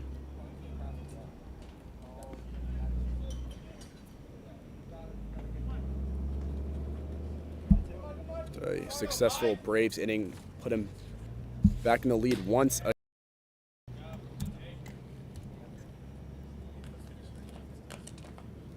That first pitch comes in high and out for ball 1.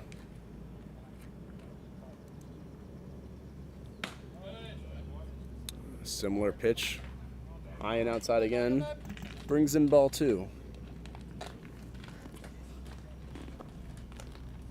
And a similar issue we've seen all season from the Giants. So that one is low and outside as well. as I was saying, the Giants have been able to get these leads early. However, have had issues losing it, as they have gained the lead twice in this game so far. Have lost it both times, looking to gain it back now. It's not showing up. Trackman here at South County appears to be down, not getting the live velos here. That's a 5-pitch walk for Contiliano. Yes, we apologize for the release speed there. There's not much we can do about it right now. We are trying everything we can as Jaden Brown steps up once again. As I mentioned, he's still looking for his first base knock this game.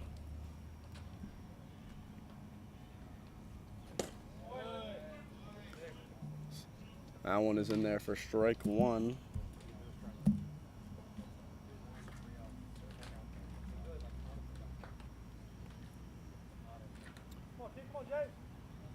Oh, 1 count to Brown. That one high in the zone for strike two. I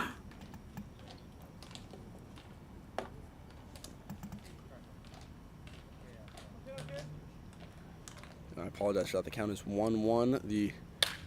As this one is roped down the right field line, and it does fall. It falls under the scoreboard, just leaves the stadium, and that is the 3rd run of the day. Sorry for the pause. It was just so low. Didn't know if it was going to leave there.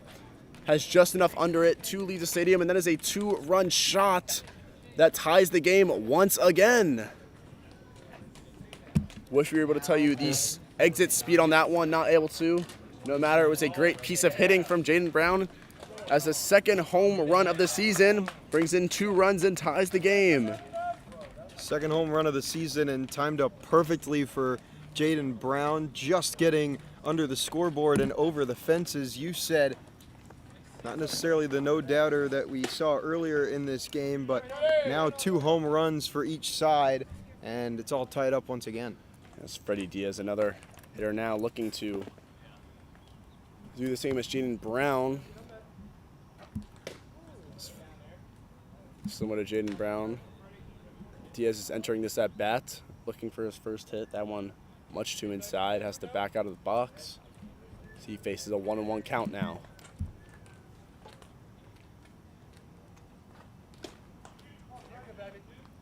That one some off speed there, gets Diaz swinging on a 1-2 count.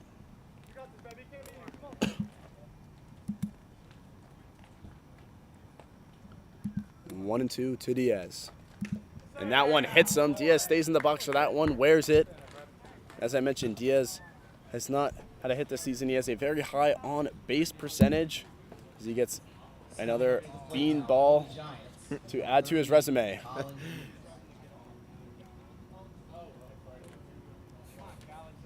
And we apologize.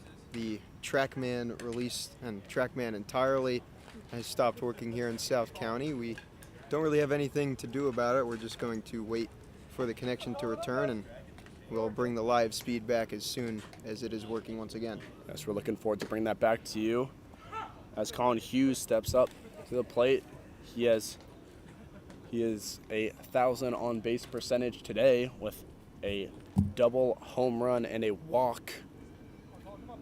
Once again, trying to keep his very successful outing alive. See the ball for a 2nd pitch there, 1-1 count. And while Kim was warming up, Freddie Diaz came over to the side of the dugout to try and see the live speed, but that's when it was down. But I wonder if he can tell us how fast Kim is throwing now after wearing the previous pitch. Yes, we would have loved to be able to help there. Doesn't seem like it was too fast when he hit him. He did have some body armor on. The count is now 2-1.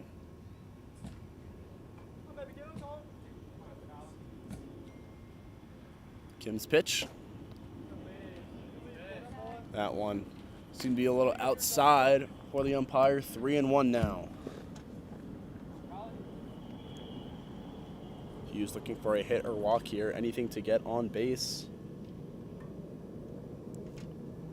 3-1 pitch. That one too low, and the perfect day at the plate continues as the Giants now have runners on first and second. Now batting for the Giants, number 46. As Magnus Krieger steps up. He has 2 base knocks and a pop out today. Had an RB on his first one as another pitcher's mound visit comes in for the Braves. As I mentioned, Kim struggled in his first outing and struggled so far today. So the Giants have 2 runners on base with no outs and a 2-run shot this inning as well. Yeah, just the 1 hit, but 4 base runners total. And Jaden Brown, not necessarily a base runner for his home run. So Kim's struggling here. There is an arm warming up in the Braves bullpen. And we'll see if Krieger could maybe plate Diaz at second before that arm can come in. You've had 2-run home runs today, and Krieger in a spot. The first 3-run home run. Can't count out anything today. Kim checks Diaz at second base before delivering. That one too high for Krieger and the umpire. Ball 1.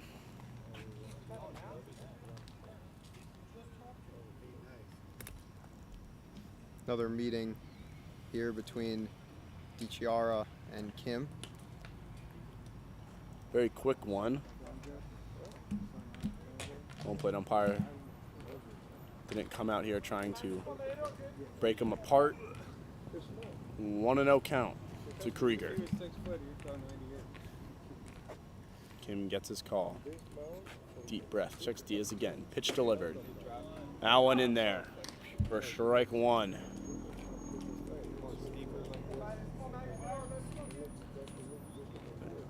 Krieger with 2 RBIs on the season.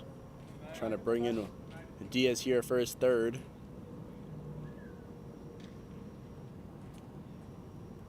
Two looks back at Diaz for a ground ball up the middle here. Krieger running down, trying to avoid the double play. And they call him out. A photo finish there. Umpire gives it towards the Braves. Stepping up to the plate for the Giants. And a nice 6-4-3 double play for the Braves. Yeah, really close call at first base. You mentioned photo finish, and fortunately we don't have replay here in the Cal Ripken Collegiate League. On that double play, Diaz is able to go over to third base now. So with 2 outs, the Giants have a runner on third as Brady Ruiz-Wiss steps up to the plate once again. The Yale Bulldog has a reach on air single and a pop out as he gets a strike 2 call he doesn't agree with. Quickly 0-2.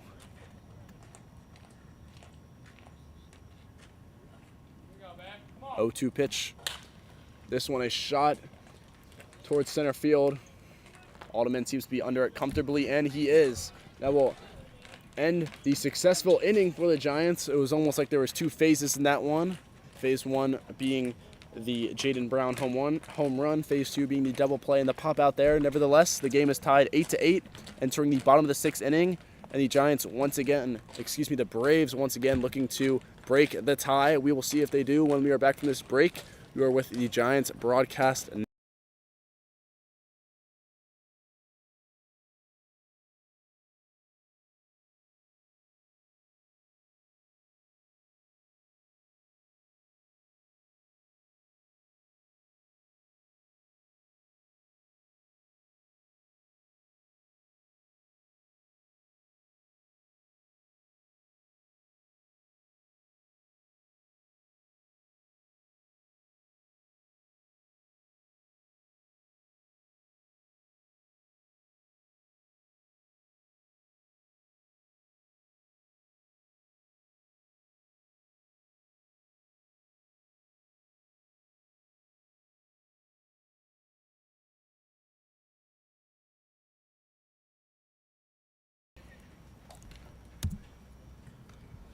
Welcome back to the Giants Broadcast Network as Angelidis takes the mound once again for the Giants. The Giants going back into the field with a tie ball game after going Back into the dugout, down 2, thanks to a Jaden Brown 2-run home run. Angelides looks to continue his successful outing. Came in with 2 outs last inning and quickly retired the side as Trent Alderman fouls his first one off for strike 1. Alderman has a reach on error walk and a ground out for a double play, as he has another foul ball there with a quick 0-2 count.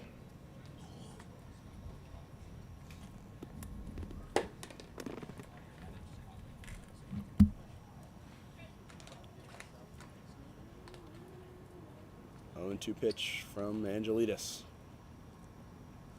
That one's some off speed there. Angelides doesn't get a good enough grip on that one, not enough curve, and it hits Alderman. So the 0-2 pitch allows the Braves to reach first base. Got Alderman on the elbow guard, and once again another hit by pitch when you had the batter 0-2. Happened multiple times yesterday, and it's happened at least once here tonight, now twice. Yeah, a title for the Giants season so far has been self-inflicted wounds, as a quick throwback from Angelides there keeps Alderman close to first base. But if you're a Giant fan, you'd hate to see Alderman score on a run here, as that first pitch is outside.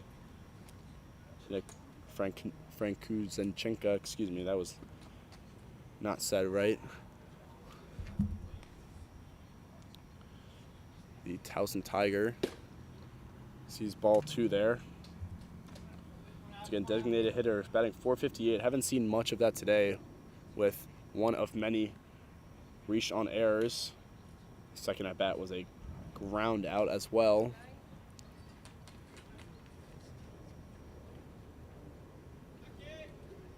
It's another quick throwback from Angelides there. Gets away from Rudisell. Alderman takes off late for second base, but will still get there safely. And that one just a little too high for Rudisell. Alderman, as I mentioned, reached second safely. Some shouts from the Braves dugout as Angelides returns to a 2-0 count.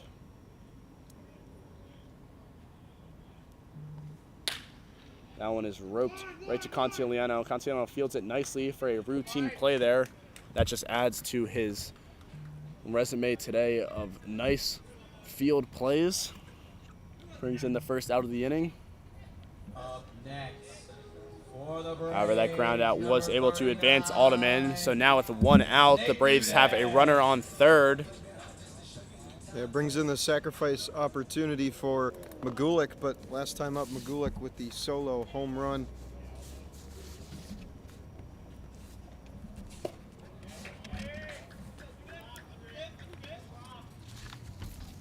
First pitch there from Angelides comes in as a ball.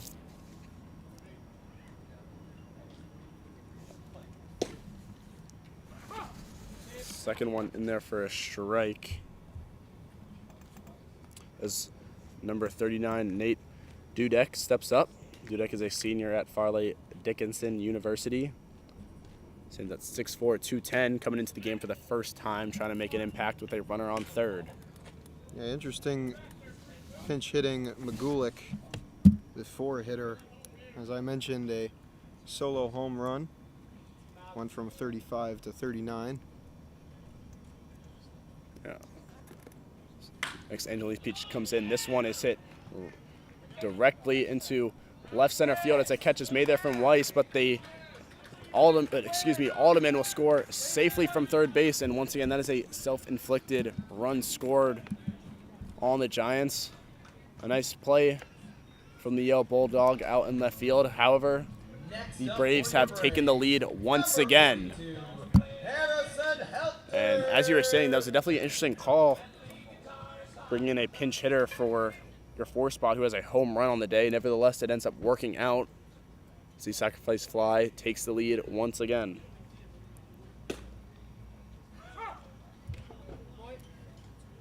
Now up is 42 Harrison Helton.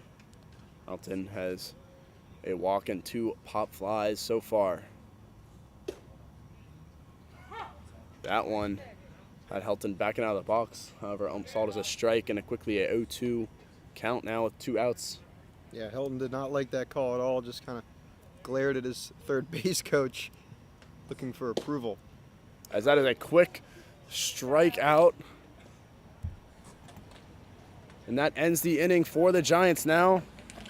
8-9, the Braves have the lead still. And the Giants looking to gain it back once again. We'll see if they can have the success they did last inning after we take this break in the Gaithersburg Giants Broadcast Network.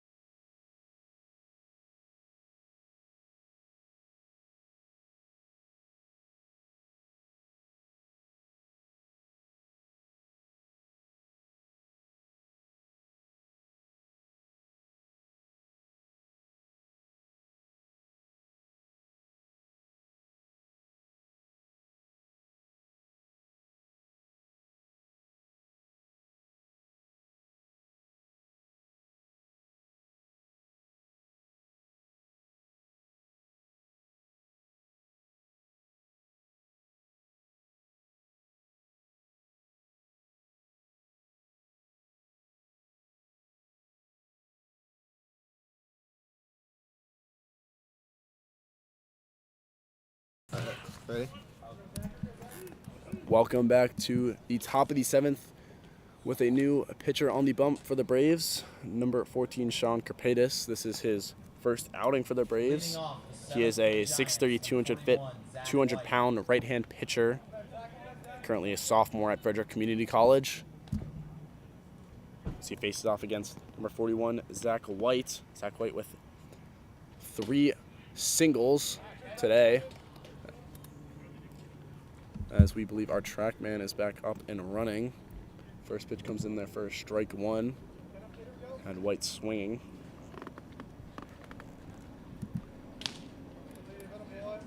That one, some off speed there. White able to hold off on it.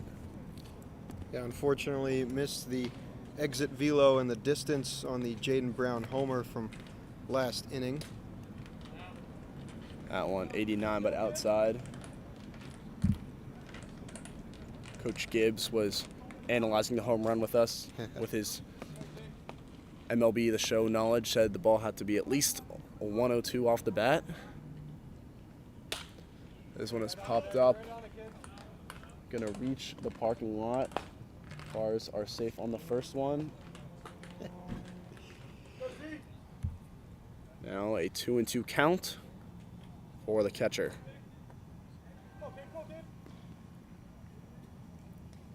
2-2 pitch.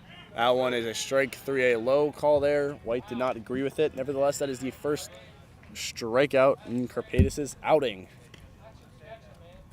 Yeah, Zach White did not like that call for obvious reasons. Clipped below the zone, below his knees. It's the first out of the inning, and not one that Zach White is going to like, as he's been back there all game. Bryce Rudisil steps up. Yeah, like you're saying, there's been many times Zach White has struck out, let alone strike out looking this season. And, you know, if anyone's right to disagree with a call, I feel like the catcher has the best say in that. Nevertheless, it's the first out of the inning as Rudisil lines one down the third base line. And the umpire calls foul And it is an understatement to say the Giants dugout disagrees with that call. Look to have a little tail on it. However, we don't have as good a view as the third base umpire.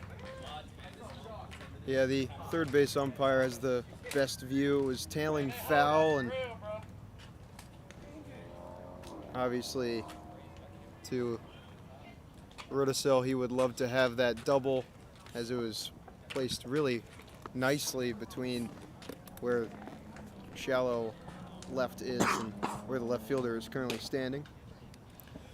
That one comes in for a ball. A lot of speed we're seeing from Karpaitis. A lot of pitches in the 87 to 89 mile per hour range. That one comes in for a ball though, 2-1. Some off speed there outside. 3-1 now to the first baseman of Mount St. Mary's. And Rudisill has 3 pop outs today. They're still looking to get on base for the first time. And this was, again, another pop fly. It's not going to get too far in the outfield. It's the Braves shortstop calls it off. That one was leadoff Groob. And 4 at-bats, 4 pop-outs for Rudisill.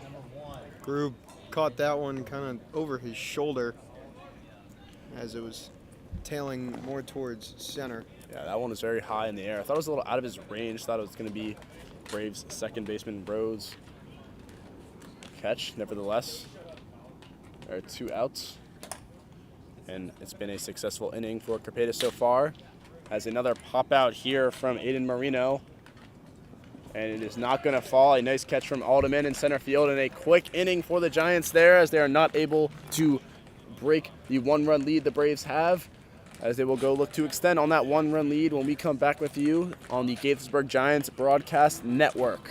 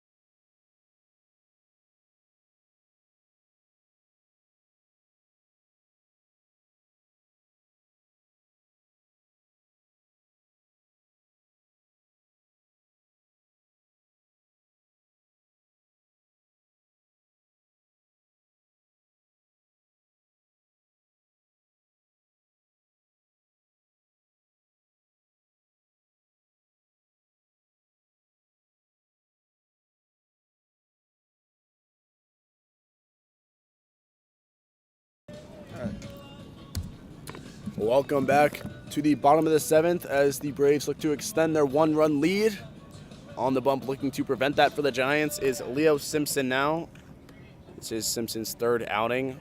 Hasn't had too much success with 5 walks and 1 strikeout. However, looking to change how his season has been going here in a tough situation. We have 2 teams, both the bottom of their division, fighting it out right now in a high-scoring game. A win would be crucial for either side. We are here to see Simpson's first at-bat.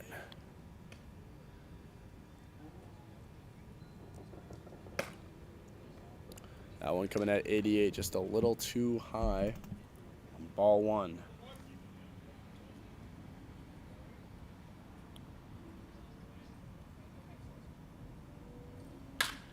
This one is A little blooper hit into right field. Is a turn to second base not made though. Now batting. Krieger did a really nice job at tracking that one down in the corner to prevent an extra base hit. At bat there was number 1 Franklin Gomez Jr. He is a senior, another senior from Farley Dickinson University. Records a single in his first at bat for the Braves. This one a ground at the first base. Redicell a throw to the shortstop, be able to pick it, and the runner at first base is safe.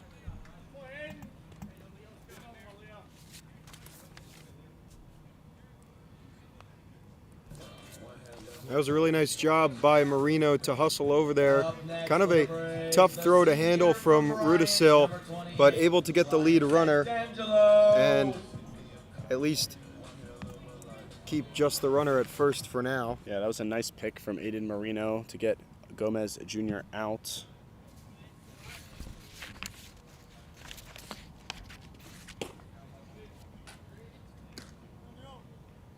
As that was a pinch hitter for the Braves. However, we do not have his number. We do not have his number, unfortunately. We are trying to find his name currently. As we found, that was number 20, Charlie Brinkman. He is a sophomore at Liberty University who hit into the fielder's choice there. As Leo Simpson is having a meeting with his catcher. That last pitch knocked the mask off of Zach White. Simpson looks to change the ball. Up to bat now is Ryan Santangelo. He's a senior from Bryant University. A lot of pinch hitters this inning as the Braves look to spice things up. Yeah, despite 9 runs on the board, the Braves unloading the bench. Now their 4th pinch hitter already. And that is 3 in this inning alone.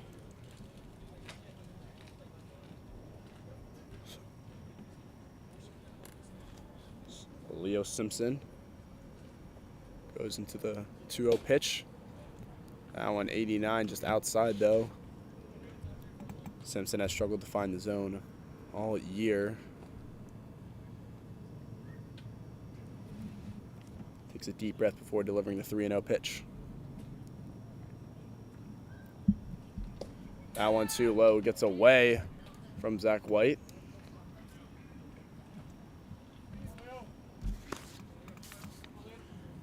Brinkman was keeping his eyes out, seeing if he could turn third on that one. Wasn't able to, so the Braves now have runners on second and first, still with only 1 out. As number 8 for the Braves steps up. This is Walker Bazile, senior from Houston Baptist University, so he's teammates with number 42 Harrison Hilton, who has exited this game.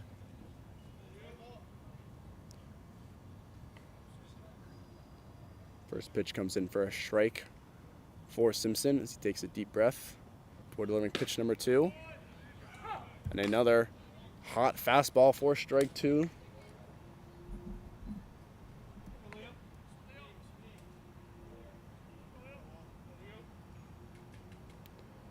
Yeah, looking for his first strikeout of his outing, 2nd of the season.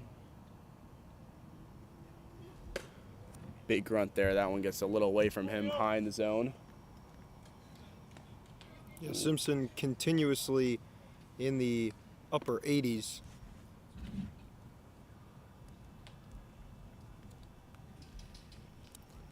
One-two pitch from Simpson. That was some off-speed there. Got him looking for strike 3. Great piece of pitching there. Left Walker looking. As there's 2 outs now for the Giants here, looking to leave this inning scoreless. And a familiar name in the Braves lineup, Sam Grube, the leadoff man.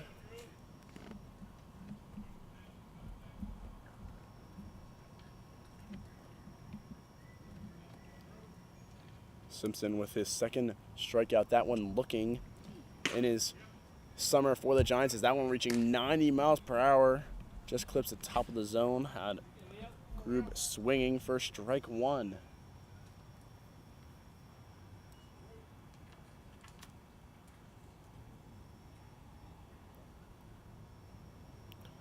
Simpson shakes off two before getting the call. Delivers there. That one some nice off speed. That one missing inside, but on the TrackMan strike zone, appeared over the plate. Didn't get the call at 81. I was almost waiting for the Blues strike call. Doesn't get it there. 1-1 now. Still 2 outs. That one low in the zone there. It's been called a couple times. Not that one. Count stretches to 2-1. Runners still on first and second. The bottom of the 7th here. Braves up 1 run. It's the pitch. That one gets away from Zach White, and both runners are going to advance. So the Braves now with runners on second and third.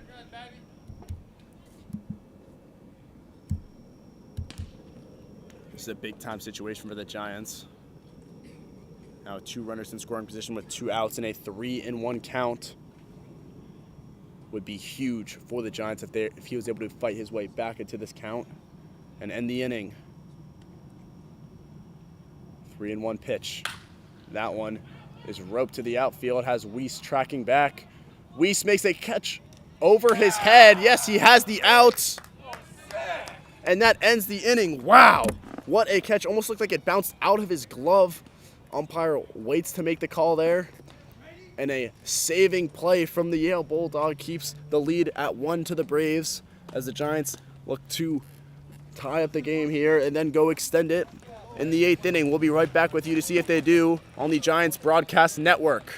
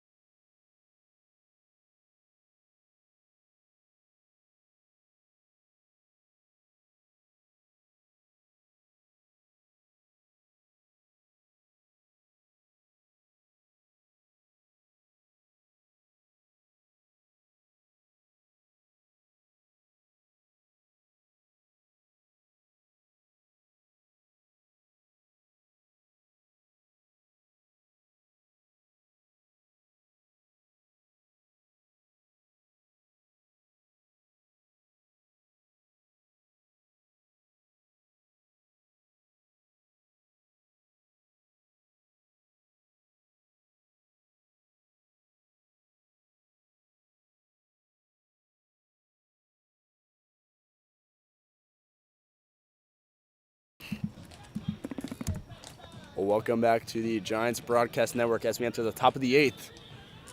The Giants facing a 1-run deficit.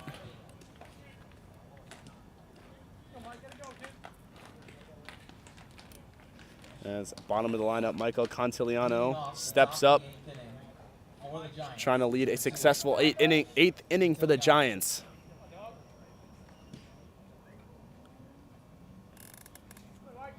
Contigliano got another walk in his last at-bat. That's 1 of 2 he's had this game. Contigliano fouls the first one off. Contigliano has gotten the most action in the field for the Giants at second base. Has dealt with all but one of the plays successfully. That second one, gets away from him for ball 1. Yeah, if I sat down and counted up the Braves, surely have put in the most lefties into their lineup that the Giants have seen this season. It's a nice off-speed. I believe it was off-speed. It looks slow to my eyes. TrackMan says 87. Nevertheless, it had Contigliano swinging. 1-2 now. This one grounded the shortstop. It's going to be a close play. A nice play from Grube there, able to get the out. Yeah, Grube, nice play from Grube to pick it up at his shoestrings and on the run made a dart over to first. Again, that absence of dirt really slowed down the ball, but a swifty throw there makes it a clear call for out number 1. Jaden Brown steps up again, coming off of a 2-run home run in his last at-bat. Again, we've got asked about 3 times the speed of his home run. Unfortunately, we did not have it. Nevertheless, Jaden Brown looking to continue his successful season. Speed, distance, either way, it was gone and momentarily tied the game. So that one whizzed in there for strike 1. Excuse me, that is 0-2 now because he fouled off the first one. As this one is ripped down the first base line, a quick foul call. Confident one from the umpire as well. That one off the bat at 92. Nice piece of hitting keeps Brown alive. Still with a long way to go in this count.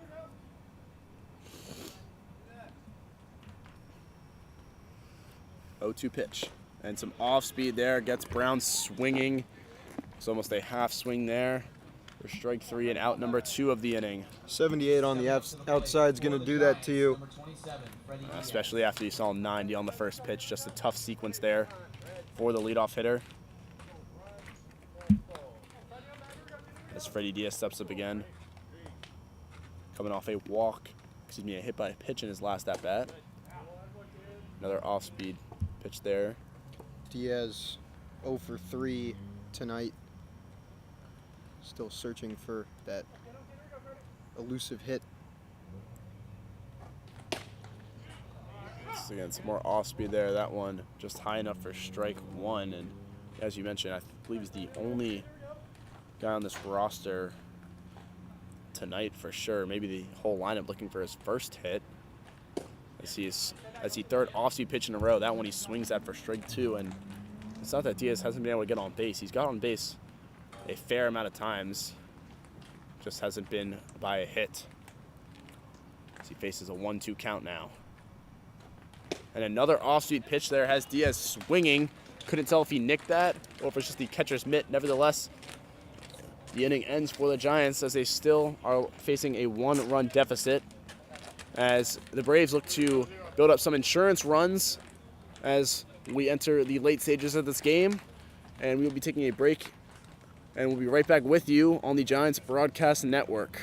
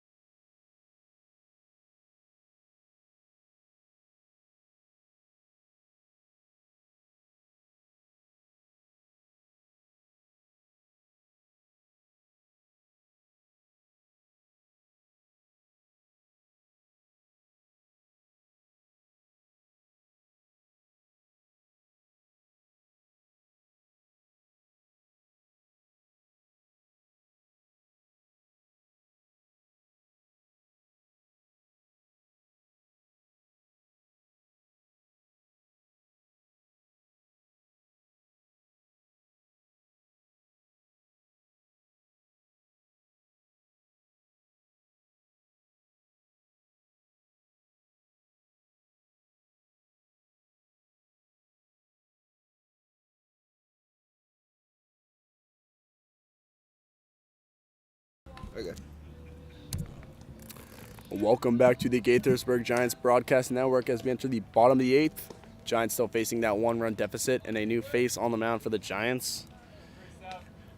Number 37, Aiden Carey. Aiden Carey is a 6'2", 195 sophomore out of George Washington University. Carey has 3 innings pitched for the Giants, gave up 4 hits and 3 runs along with that. Only 1 strikeout. Carey's the 5th pitcher for the Giants in this game so far, as he looks to keep it to a 1-run deficit late in the game. The bat is 32 Trent Alderman. Alderman hasn't had too much action at the plate. He's had 2 walks and a reach on air. He's had some more solid action in the field as he goes to spray his bat for a little more grip.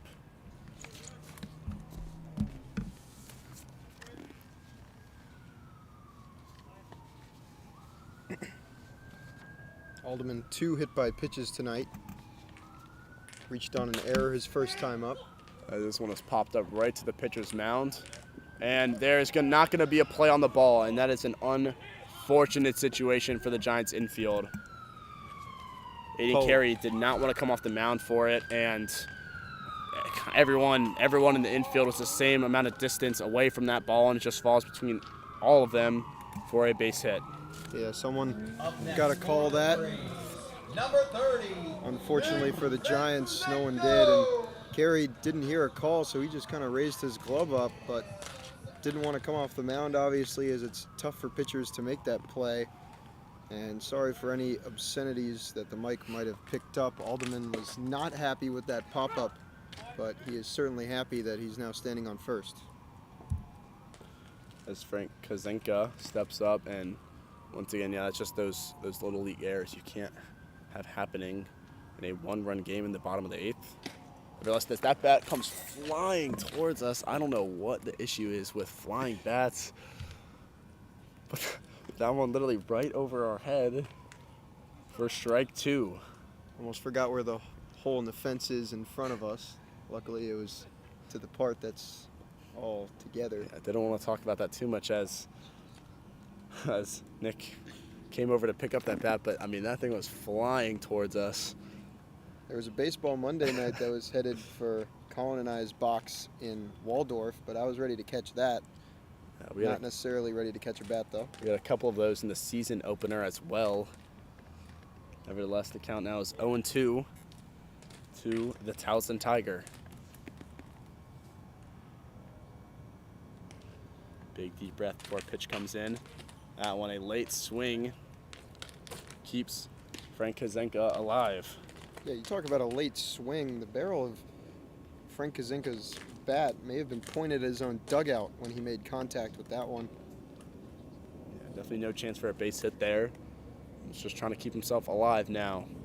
0-2 pitch once again. That one makes contact with, comes into play there, and another play for Contigliano, an easy one with that. And I can't even count the number of outs he's made now, as Alderman advances on that. Nevertheless, there are 2 outs in this inning now. Number 39, Nate Judah. Yeah, that was really tough for Contigliano. He really wanted to try that double play. Unfortunately, we keep mentioning the grass instead of the dirt infield here in South County, slowing it down and then thus slowing down the play, the only play going to first base for the first out. As Nate Dudek steps up once again.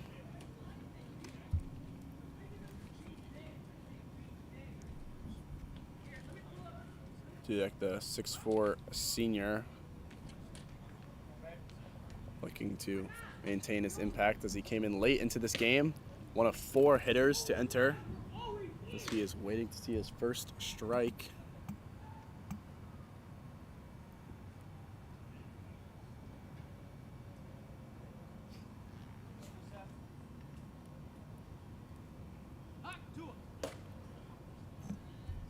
Still waiting to see his first strike. So that one comes in at 3-0 now.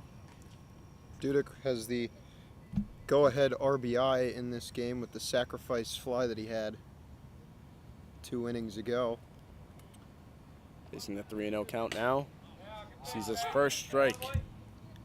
Nice pitch there coming inside for strike 1. Nice to see that confidence even in a 3-0 count there. Now 3-1, still a long way to go. That one in there, swing and a miss for strike 2 from Dudek. And it is quickly a full count now. Some encouragement from the Giants dugout here.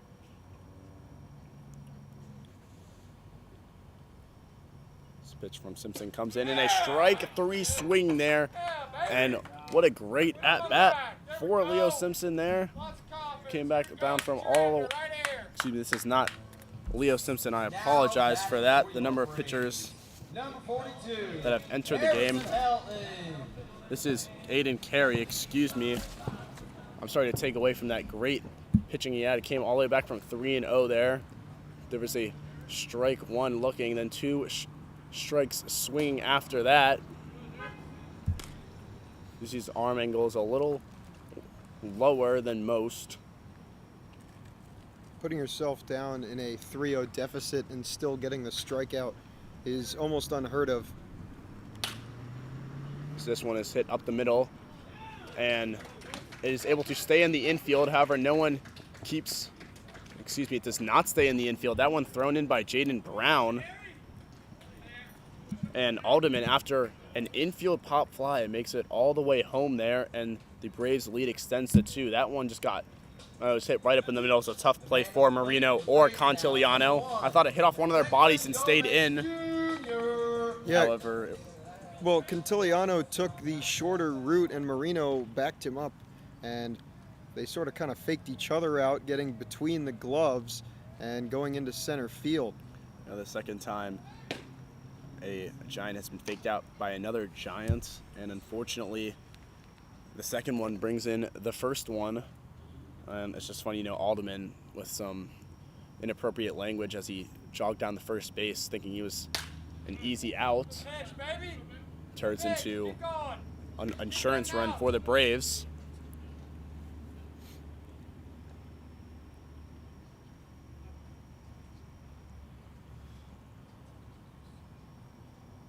Aiden Carey now looking to get out of this inning. And 1-1 count here.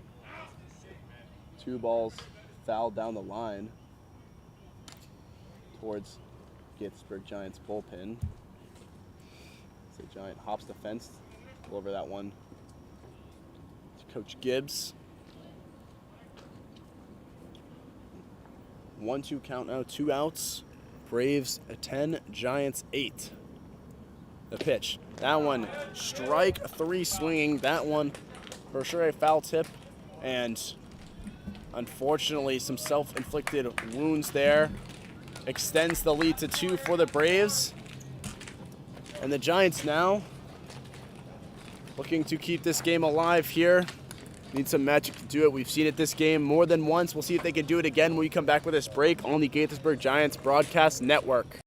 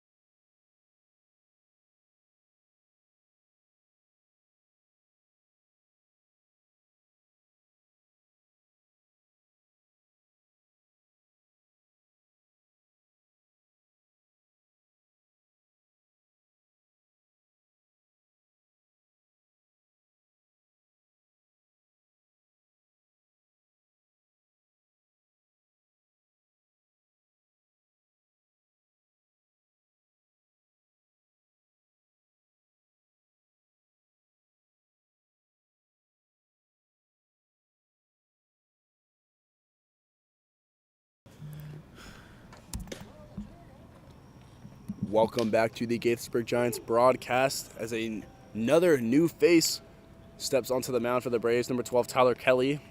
Kelly is a 6'2", 205 sophomore. Excuse me, no, he's a 6'1", 195 sophomore from the College of William and Mary. Looking to close this game out for the Braves. The Giants down to their final 3 outs, need 2 to extend the game. And Colin Hughes will step up, had a inning leadoff RBI back in the 3rd inning. And Kelly, definitely the guy the Braves want to bring in here. He only has 1 inning pitch, but in that inning he has 1 walk and 3 strikeouts, a reliable arm. The second William & Mary pitcher we've seen from them. As the first pitch used, he's an 89 mile per hour, strike 1. Hughes with a chance to reach base in all 5 of his at-bats and start a rally here. So that is a big cut for Hughes for strike 2. Yeah, 89 right down the middle, and now you can see the strikeout pitcher that Kelly is as he's up 0-2. Interested to see if we're going to see some more speed or some off speed after 2 89 mile per hour pitches. And it was some off speed. However, Hughes able to make some type of contact with it. Great fight there from Hughes to adjust to the 83 after just seeing 89. The count remains 0-2. Hughes looking to start something special here. That one a little low. Brings Hughes count to 1-2. Everything before that pitch from Kelly had been pretty middle or elevated. Tried to find the low part of the zone there and had it bounce in. Pitch location has been on point so far. This 1-2 pitch comes in. Once again, a little too low. That one reaching 90, the fastest pitch we've seen from Kelly so far.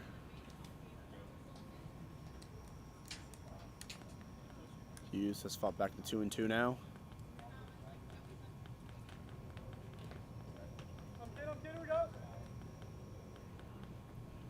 The pitch. This one hit straight to second base for the Braves, and it'll be an easy out. And a simple play there for Ryan Sangangle. It was a nice fight from Hughes. Unfortunately, just hit location not where you want it to be. Brings in the first out of the inning. Again, that was an 89 mile per hour pitch that did find the zone.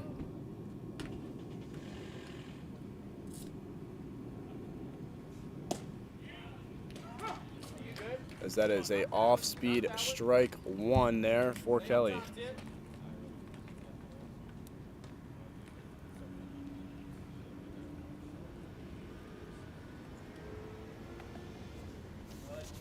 That one bounces before the plate. First time Kelly's gone back-to-back in the 70s. His first 2 pitches in the 70s as well. Count now at 1-1 with 1 out in the inning.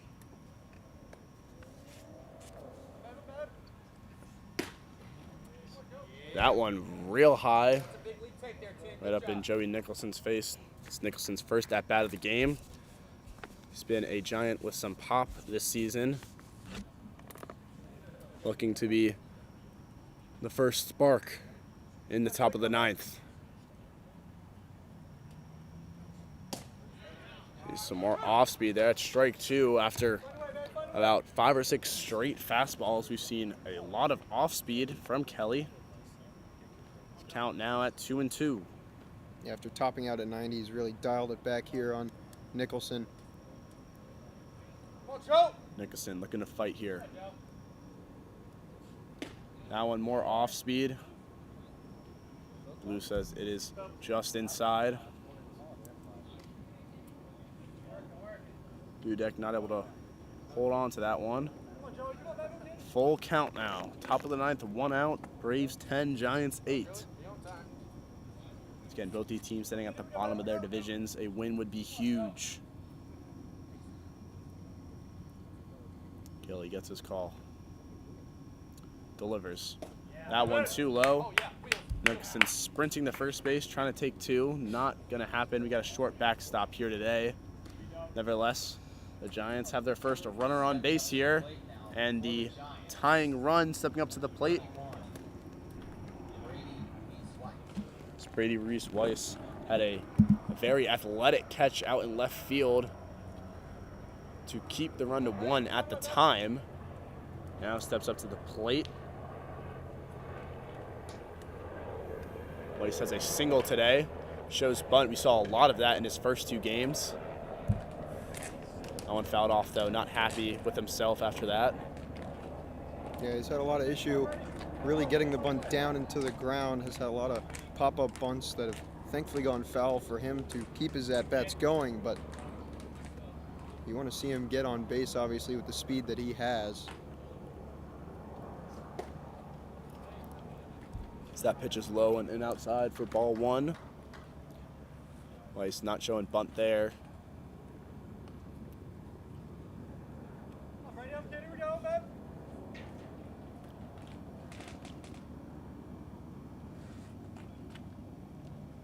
Weiss in the 1-1 count. Swinging on this one. This is roped. Finds the outfield grass. Joey Nicholson rounding for third base. That one cut off.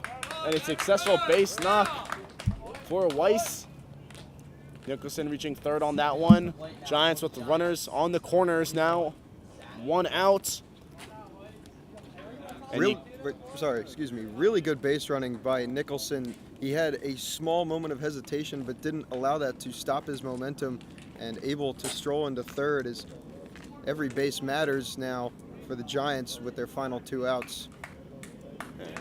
Something we're going to talk about with Coach Gibbs is the pop time of Dudek for the Braves here. Now, Weiss, a very speedy base runner, gives a call out to his infield here. Interested to see what's going to happen if Weiss does choose to steal.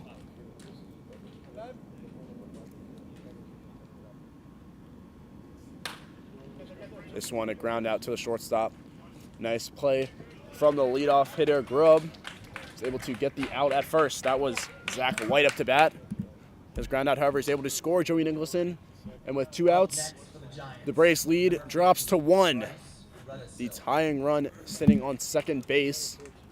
Weiss's speed able to hold off the double play there. And Rudisil steps up to the plate once again. He has had 4 pop outs today. Pop out wouldn't work in this situation here. Looking for his first base knock in a crucial situation for the Giants.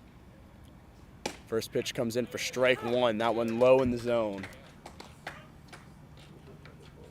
Any pitch that gets away from Dudek here, Weiss will be taking third here. Anything into the outfield, he will be confidently scoring on.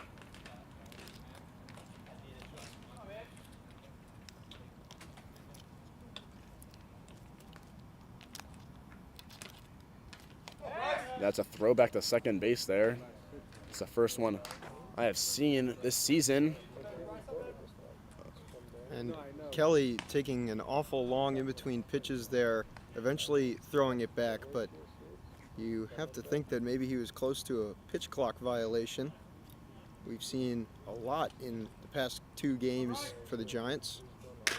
This one is roped down the third base line. He calls a fair ball. It's going to be a race to first base. And he calls him safe.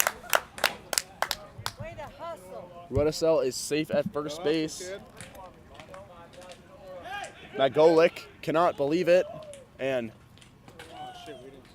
there is just some confusion all around the diamond here, as there was some screaming from the Braves dugout to throw it over to third as Weiss was kind of walking around.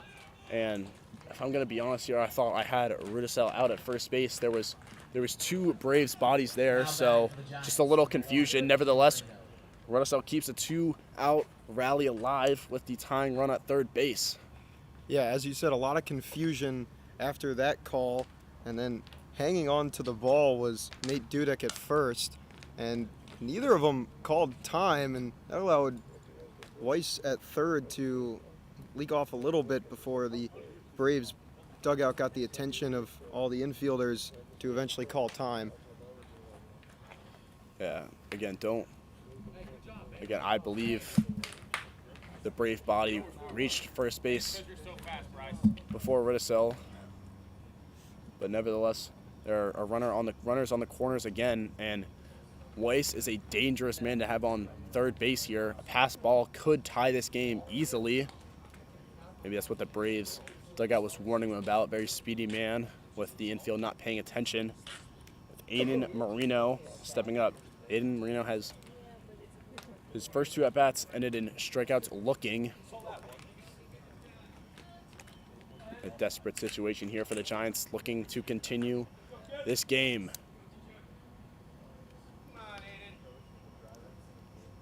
First pitch is high. Not able to get past the Braves catcher. Any pass ball, Weiss is ready to go on third, and with his speed, no matter how short the backstop is, he's going to make it a close play at the plate. The second pitch comes in. That one just a little outside. Makes the count 2-0. 2-0 with 2 outs. Braves 10, Giants 9. Top of the 9th.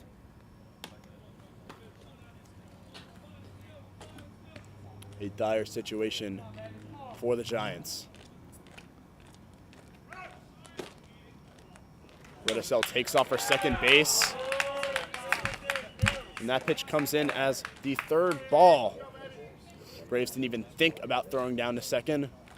And a 3-0 count now with runners on second and third, with an opportunity, if the ball is put in play deep enough, to take the lead. 3-0 pitch delivered. And as ball 4, a 4-pitch walk loads the bags. As number 2, Michael Cantiliano steps up.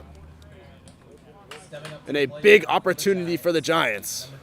For Ridicell's sake, I hope that stolen base does go down as a stolen base, as they're now keen to put in the fielder's indifference instead. But either way, it's now bases loaded. A big situation for the 9-hitter here. First pitch comes in, and that one in for strike 1. Inside of the zone at Cantiliano backing up. Wasn't inside enough, though. Quickly down 0-1.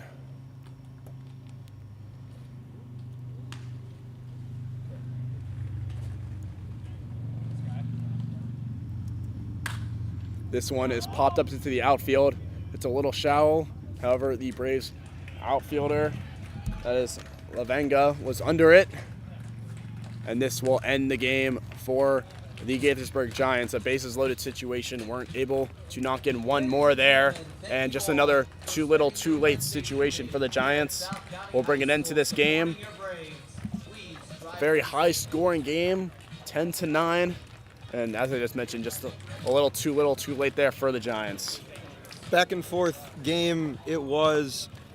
But yeah, another late lead gotten by the Braves and just a little too insurmountable for the Giants. But I mean, they made it pretty dramatic at the end, yes. And they took some really good at-bats to make that happen. Kelly, a strikeout pitcher, you're going to have to rack up his pitch count and rack up his pitch count. They did. So unfortunately for the Giants, they fall now to 1-6. As the Braves jump to 3-5, and that will bring an end to this game. For all of you with us, thank you so much for watching. I'm Jake Tsronis alongside David Lewis, and we will see you next time.